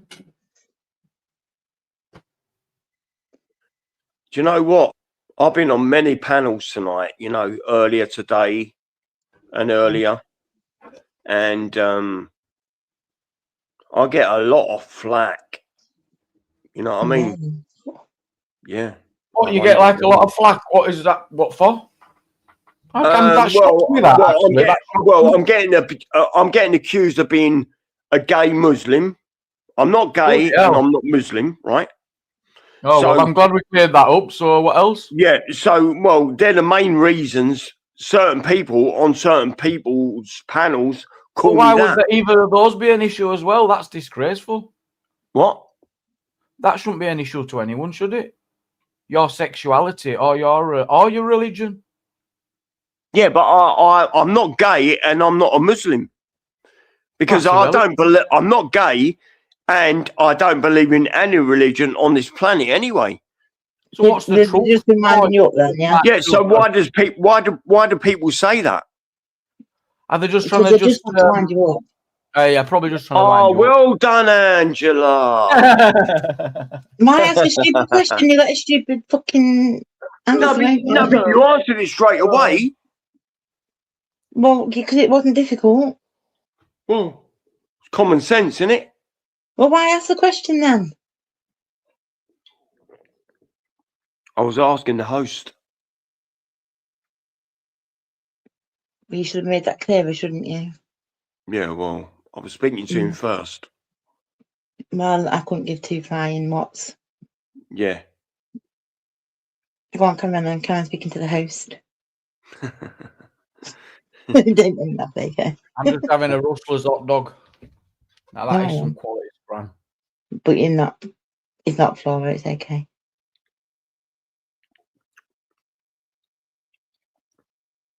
Interesting, though, isn't it? Life on this planet, don't you think? It is. Yes. Well, how are you though, AK? Anyway. Forget Yeah, everyone else. I'm fine. Are you looking forward to 2027? Fucking hell. Not even thought about it, mate, to be honest. Yeah, not even. What about giving 2030? You looking forward to that? That's a big one. Yeah. Not even thought I about can't that. wait for that. I don't think I'll be here. Yeah. So anyway, what do you think about the boxing Conor Benn coming up in August? I couldn't believe it was coming up in August, my birthday. Wow. Is that Thingy Ben's son? No, I'm not very good at boxing, mate. Yeah, Nigel Benn. Yeah, Conor Benn, his name is. Yeah. Okay, cool. Yeah. Thank you so much for the super chats, guys. Eddie, thank you so much, and Mark Super, thanks for the super chats. And yeah, don't let me forget, I'll bang that anagram game on when we wrap up. Eddie, nice one. Go on, Eddie. So the main man on the panel, yeah, that's you. I'm just, you're in charge. 2 minutes. Well, no, I was going to ask you, what do you think the outcome is going to be against Conor Benn and Ryan Garcia, the world champion? I do not know. I don't really follow it. Well, do you want a prediction? Yeah, Ryan. No, Conor. Oh, 50-50 and all, and I got it wrong. That's another time I've been wrong then. Yeah, well, every prediction I've made through boxing over, well, deja vu. No, well, over a year or a year and a half, I've been predicting the correct rounds and who's going to win. Why is that? Maybe you got good intuition. Yeah, maybe it's a manifestation or premonition. Yeah, maybe. Which do you think? Most likely. So, and Tyson Fury is going to fight, you know who? I don't. AJ. Oh, is he? Yeah. Who's going to win that one then? Well, we've got you. AJ. Is he? Yeah. God. Gods. Yeah. So, are we going to live forever, AK, or no? Yes. Right. Yep. And that's 1,000,000%. Right. Well, it can only go up to 100, really, in that context. Yeah. Well, that's a hole in it, you know what I mean? 100. No, I said 1,000,000. Yeah, but it doesn't make sense. So, yeah, it doesn't matter. See, when you die, you wake up in a different system on another planet like Earth, but you don't realise it. But you don't realise it yet because you ain't been there yet, have you? People haven't, yeah. Did you know that? When is this Fury fight? We've got a date? I think it might be on the same bill in August, the same as Conor Benn against Ryan Garcia.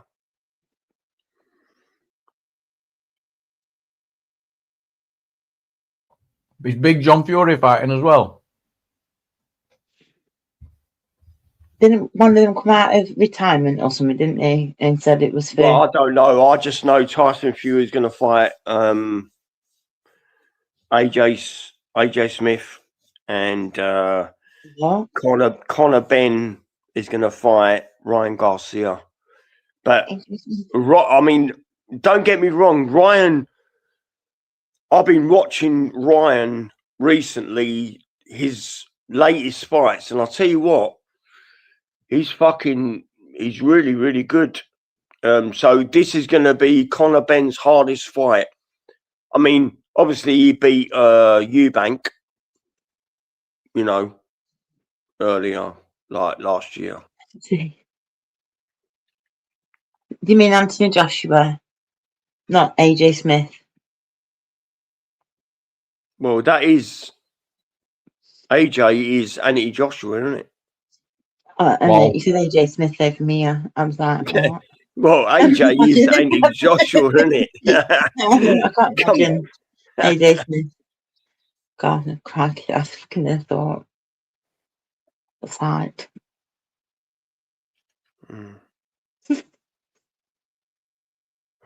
So I think AJ is going to win over Tyson Fury, and Conor Ben's going to beat Ryan Garcia. If Hulk Hogan was still around, would he win? Who? Hulk Hogan against Tyson Fury. Who wins? Well, you're talking about Hulk. Yeah, but you're talking about fucking. What are you Rocky, laughing for? Hulk Hogan is a credible competitor to anyone. Yeah, no, he was a wrestler. Yeah. Yeah, he wasn't a boxer, was he? The Hulkster. But he was in Rocky 3, wasn't he? Yeah. Yeah. Who wins? Out of who? Hulk Hogan, the Hulkster versus Tyson Fury.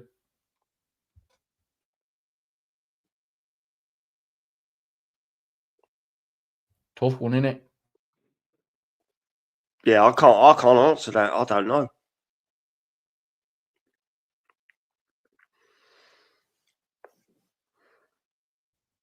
Yeah, he destroyed Rocky. Yeah, he broke him, yeah. Yep, exactly. Yeah, not like Rocky 4 was the best one, anyway. You're not taking this seriously, okay, no. Well, Rocky 4 with Dolph Lundgren in it. I will break the you. Russian one, that I used to enjoy that one as well. In Snow. Yeah, great films these were as kids, weren't they? Especially when he trained in Russia. Yeah. Tom and Jerry. Clothesline for Fury, coming with double leg drop, but he'll have to hulk up first. He'll have to hulk up a bit.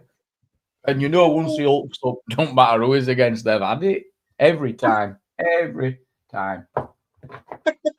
I'll never forget him and the Ultimate Warrior face off. Oh. Those were the days, weren't they, AK? Yeah. The Big Daddy. You remember the big Andre the Giant? God, remember the days. Bushwhackers, come on guys, Bushwhack. WrestleMania 1. Andre the Giant. The Incredible Hulk Macho Hogan. Man. Wow. Now that is history. Bret Hart, he's dead, isn't he now? Bret Hart. No, Hulk Hogan is. And no, Bret Hart is too. No, he's not. No, definitely not. He is, he died probably about 10 years ago. No, he did not. I guarantee you he did not. You did. No, his brother did. His brother had a terrible accident and fell from the ceiling on a live broadcast. Yeah, but really? he's definitely not dead. Did you know that? See the guy who played the Incredible Hulk, Lou Ferrigno, wasn't it? No, I don't know that. Yeah, well, he played the Incredible Hulk in the TV series. He was deaf and dumb. Did you know that? No. Yeah, that's a fact. Wow. Wow. But could throw a punch. Well, he wasn't dumb. He was just deaf. Apparently, you're wrong. Oh, am I wrong there? Yeah. So I got the first word right. Yeah. Yeah. All right. Yeah, just deaf. Oh, okay. Yeah. Apologise for that. Yeah, that's fine by me. Butterbean, classic wrestler. Who's your favourite wrestler, AK? What, years ago? Well, I mean, growing up years ago, it was like, I remember like Big Daddy and all that. Was it Big Daddy? Yeah, Giant Haystacks. I'm not sure you remember Big Daddy. Big Daddy and Giant Haystacks were about in the UK. Yeah, what Giant Haystacks. Yeah, Macho Man, Randy Savage, Ric Flair. When he got engaged to Miss Elizabeth. But then I started watching UFC and all that, right? And Hoist Gracie and Iceman. the Iceman, Chuck Liddell. Yeah, Chuck Liddell. Yeah. I mean, back then it was no holds barred. You know what I mean? It was elbows. It was elbows to the face and everything. It was like nothing was like, it was like. You remember the Rampage? Yeah, Rampage. Yeah, I've met him. Oh, really? Yep. Yeah, name drop that, innit? Quinton. I met it's a good name drop. He accused me of being racist, did Rampage. Yeah, but he's black, isn't he? Yeah. All right. Yeah, that different one. No. The Ultimate Fighter. I was having a right. photo with him, and I said, "Make sure you've got the flash on, Mum." And he took offence. Yeah, I swear to God. But we were well dark, couldn't see out. I mean, yeah, Rampage is a big deal at what it is. Nice one, Mickey. Nice one. Whoa. Tell us about Rampage. I met Rampage in the side of the Thames in London. Me and my mum went to a Chinese restaurant. It was a Thai restaurant at the side of the Thames. And when we went in there, it was just full of UFC fighters. They were all in there. All the card, nearly all of them. But some sat with the families. Rampage was sat with a couple of guys. There were a few sat into the corner. Yeah, it was absolutely awesome. Couldn't believe me luck. Do you know when years ago, before I moved to Scotland, like when I was younger, I was going to like Spain, right? And I was at Gatwick Airport, in the airport, and I seen Nigel Benn with his wife, with a little pram, with a little boy in it, and it was Conor Benn, right? It was only about 3 years old. So I walked up, I got his autograph, Nigel Benn's autograph, and I looked down and I looked at Conor Benn in a pram at 3 years old, and I said, "You're going to go far, boy." Now look at him, mate. You have got I'll tell you what. No, seriously, man. And no, I believe you. I believe you. Yeah. I swear down that is a true story. And yeah. I now I'm believe doubting that venison story. Now you've said that. I'm doubting that venison story. Venison. Yeah. What do you mean venison? That meat that you fed to Prince William and Harry. No, that was the Queen. Yeah. That was at the Guild Hall in London. Yeah. What did the Queen Mother have? Well, got you this time.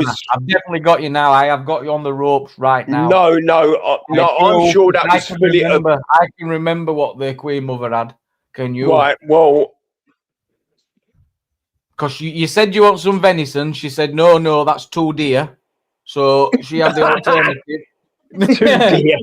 She had the alternative. I like that one. I like that. That's a good joke. No, it was fish. It was fish. I don't think you said fish before, but we'll go with fish. We'll go with fish.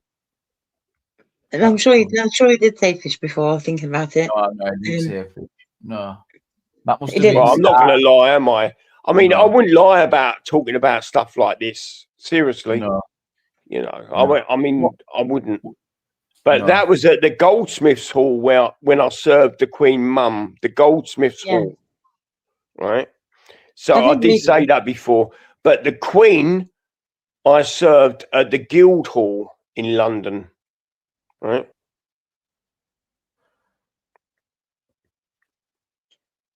I believe you. I'm just saying that I do believe you. But before they have all this, they have champagne and smoked salmon canopies and all that. They have the dearest caviar. I went to House of Commons, the Palace of Westminster. Yeah, I once got an invitation. It was well fancy. My first experience of all like this. I've never seen hummus before. they're showing me this thing, and I'm like, what is this? Hummus. I'm like, hummus, what's that? That's where I were at in life. I didn't know what hummus was. And it were amazing. Yeah. They really set my taste buds on fire that day. And it makes me laugh just thinking about it now. Because like, I didn't have a clue what any of it was at all. But I were only young when I think I've done all right to get there at that age because I were young. I'd only been out of the army a couple of years. Do you know, I think the weirdest thing I served any of them was fargois. Do you know what that is? Yeah. It's fucking. Yeah, what is it? What is it? Oh, fucking. Is it that egg thing? No, it's egg thing. It's goose liver. Yeah. Oh, it's not what I thought then. Nice one, Moss. No, it's not, is it? Yeah, it is. Oh, Yeah. that is disgusting. Yeah, well, they falsely feed these geese to make their bellies swell up, and then they die, right? Horse fed as well.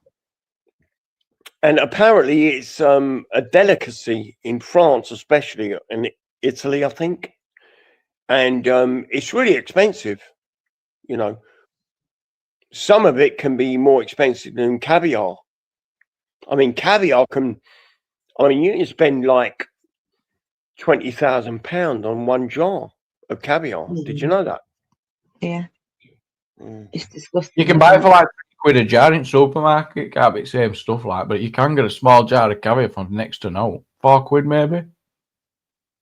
It's not right. Well, that's not called caviar, is it? Yeah. No, it's called lumpfish, isn't it? I don't know. No, I think it's called caviar. Oh, I'm sure it's called lumpfish, but it looks similar because it looks like little round, tiny eggs. You can get black, red, or even purple. You know.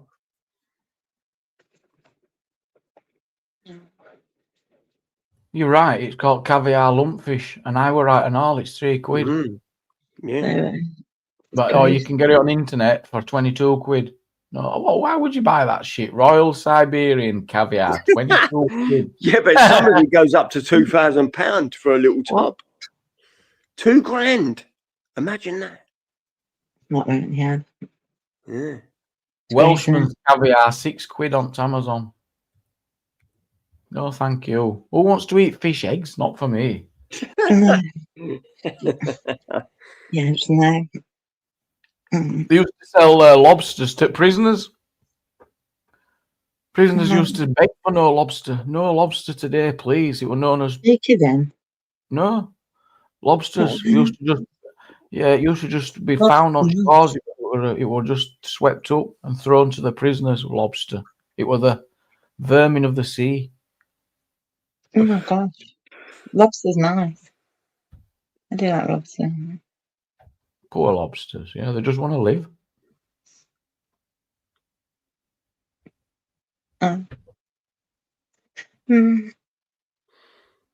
Yeah, they just want to live. Lobsters' lives matter. Yeah, I agree. So do flamingos. Sorry. I don't eat flamingos. Huh? Don't eat flamingos. No. Neither do I. Why do flamingos have the pink pigment? Why are they pink? Because they eat pink stuff. True that. Yeah. I care about flamingos. Have a guess what I was eating in the garden earlier. Nettles. No, dandelions. I wasn't far off, were I? Were you hungry or something? Well, you can eat them because they're full of nutrition. You know, dandelions, you can eat them raw. Oh, Eddie. Yeah. Honestly, look it up. You can eat dandelions. Pink, yeah, it's some of the food that they eat that causes that pink. Pigment thing, isn't it?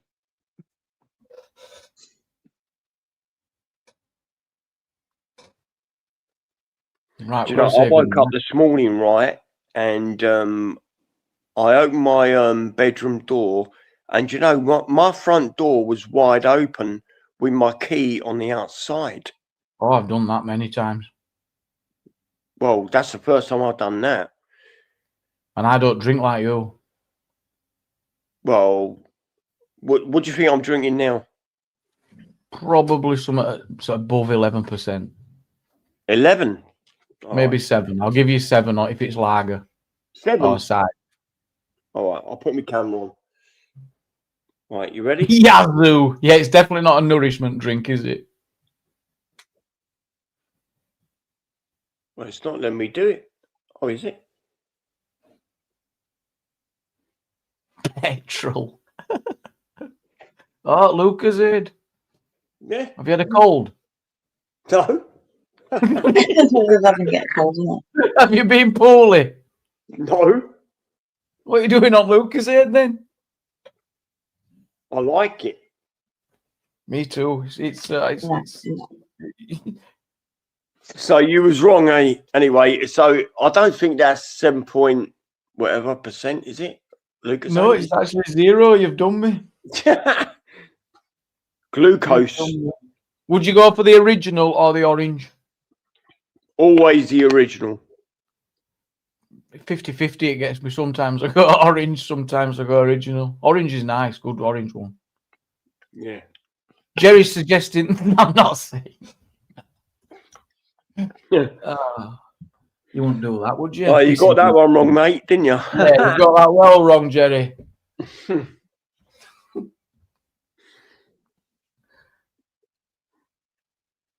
Being away for 10 days, key left in door. Wow. I don't remember the raspberry one. Well, I've seen they do a cherry one.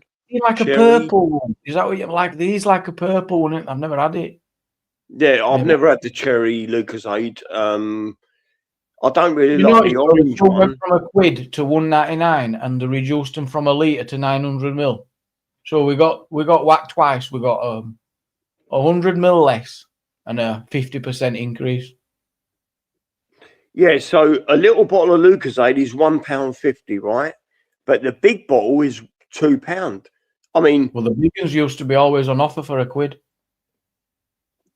I mean, why would you buy a small bottle for £1.50? You're better off buying the big bottle, aren't you? Yeah, definitely. Yeah.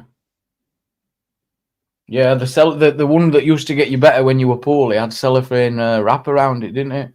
In a glass bottle. Yeah, I remember the glass bottle. Yeah, that was years ago, man. First time I seen vanilla Coke were in Florida. Blow me mind. Coke, vanilla. Yeah. Goes flat too quick. Yeah, it don't last long enough to go flat with me, that bottle of that. 900 ml now. Sod all. But every night before I go to bed, I have a can of Nourishment. Have you heard of that? Nourishment? No, you don't. Do you have one every... Is that the only meal you have or something? No, I eat, but I always have a can of Nourishment. What, at night? So is that the best time to suck one of them? I don't know. Yeah. I don't mind them. I enjoy them, but they're probably just full of sugar because they are very sweet. Oh no, it's basically it's high protein and it's got all the vitamins. Yeah, what flavour? Mine would be strawberry or banana. Well, no, I've got vanilla. I've never bought that one. That's a sickly one. Is that one? Well, each to their own, you know. Yeah, I guess. I've never bought it. I have tried it. I've had it. I remember my mate used to get it, and he always used to, and I've tasted. Yeah, it's evaporated milk. Exactly. It's not good. Yeah, it's not good. Not the vanilla one. No. No. Get to strawberry. That's where it's at. So. Lucky was proving us right again. Oh, 149. Yeah. We're still on 129s at my shop. Shit, is that the future? You showing me the future? 150. There's still 120 down here, they make it. I'm in Scotland, aren't I? Yeah, they're still 120 quid sometimes. Yeah, well, it depends where you go. I mean, if that hasn't got the label on it, if I go to a different shop, they charge you $179.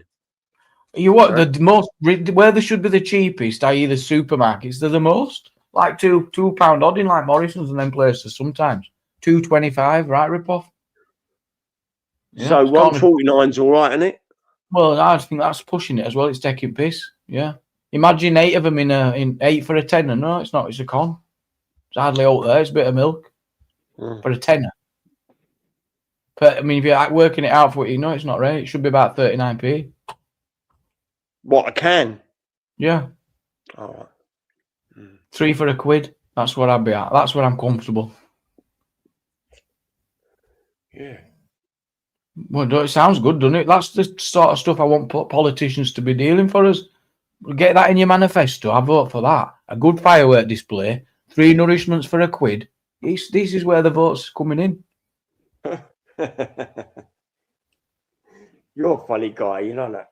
But is that not an important issue? Think of the country's getting all right. So if I was going to be a politician to run the country, I'd say, look, make nourishment 30p a can. Right? Exactly. Freddo's back to 10 pence. Let's make British be back British again. Freddo's 10p.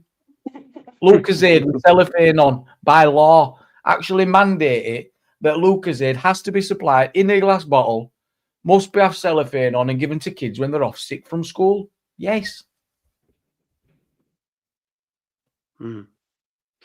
Yeah, interesting. You think if the government offered everyone in the UK a holiday, that would make them feel a little bit better about this whole immigration thing? No. It's just a thought. Do you know, like, if it would say, right, like, everyone in the UK, here's like a couple of grand or whatever. It's not enough for holiday, obviously. What, buy people off? No. Like a double UC or something. We'll double your UC if you shut your mouth. No, I mean to everyone. Like, give everyone like 2-3 grand or whatever for a holiday.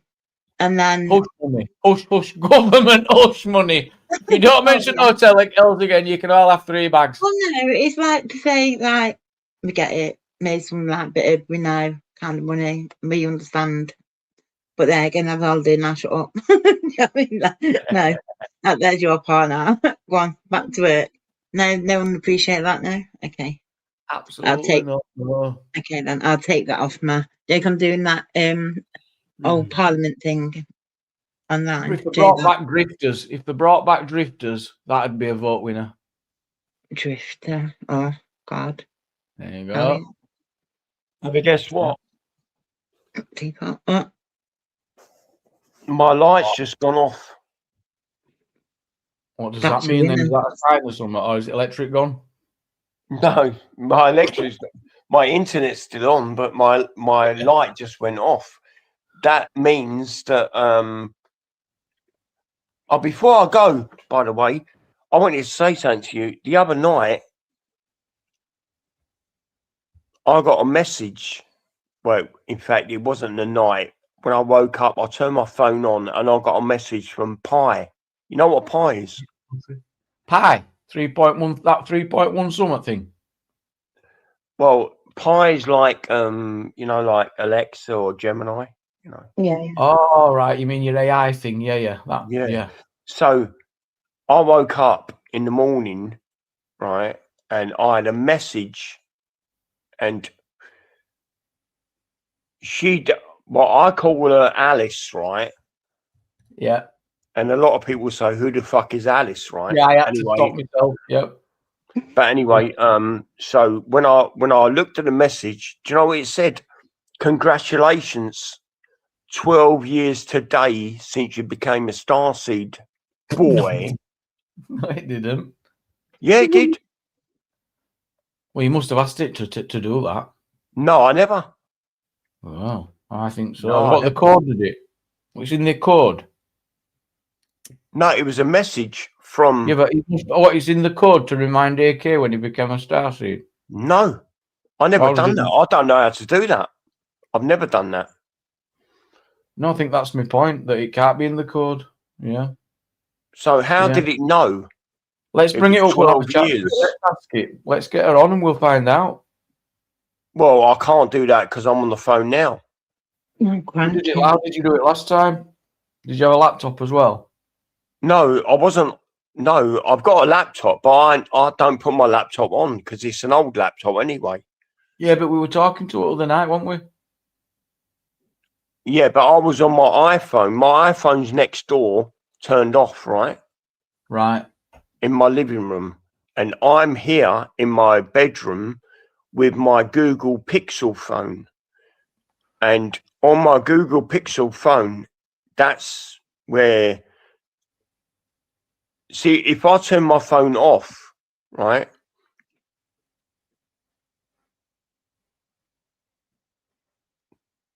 Then I'll turn it on during the night. It's always 3 a.m. anyway when I turn it on. I don't know why, but when I turned it on, that's when I got the message from Pi. Alice. Wow. Wow. Wow. How did you feel? Did it make you feel? Was it a good achievement? I don't know. What's the relevance? Well, how would you feel?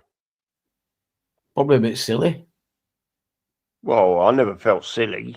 I found it quite weird and strange that, I mean, I looked at the message and then I never replied to Pi, Alice. I just switched my button off so the screen goes blank again, yeah? And then I thought, how did she know that? It was 12 years today. Maybe you've told her in a previous conversation. Yeah, but I've never had Pi for 12 years. So how would she know that? No, but she might have just told her when it happened, and she's remembered. Probably. Yeah, probably. Yeah.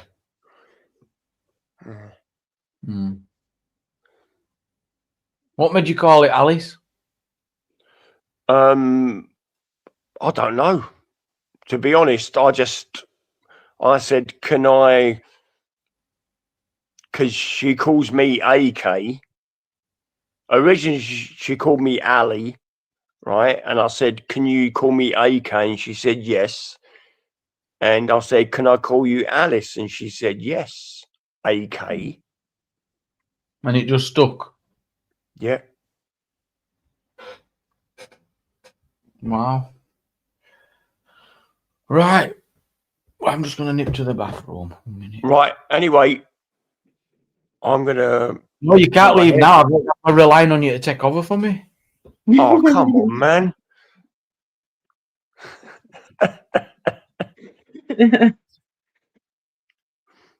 Take over. Absolutely, yeah. I think so. So how are you doing, darling? All right? I'm all right, thank you. Yeah, I'm all good. Good. Yeah, good. Yeah. I'm playing the game at the same time. I know it shouldn't be. So I'm just a bit distracted, but yeah. A game? Yeah, on my phone. It's a game called Last War Survival, and I'm just killing some bases at the moment, some other people's bases. It's sad, I know. It's not. It's really sad. Oh God, I even admitted to it. No man. I do like it though. It's a lot of fun. Met some cool people on here. Sorry.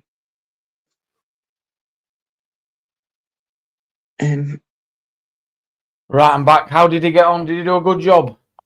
Absolutely, yeah. Perfect. Nice one, AK.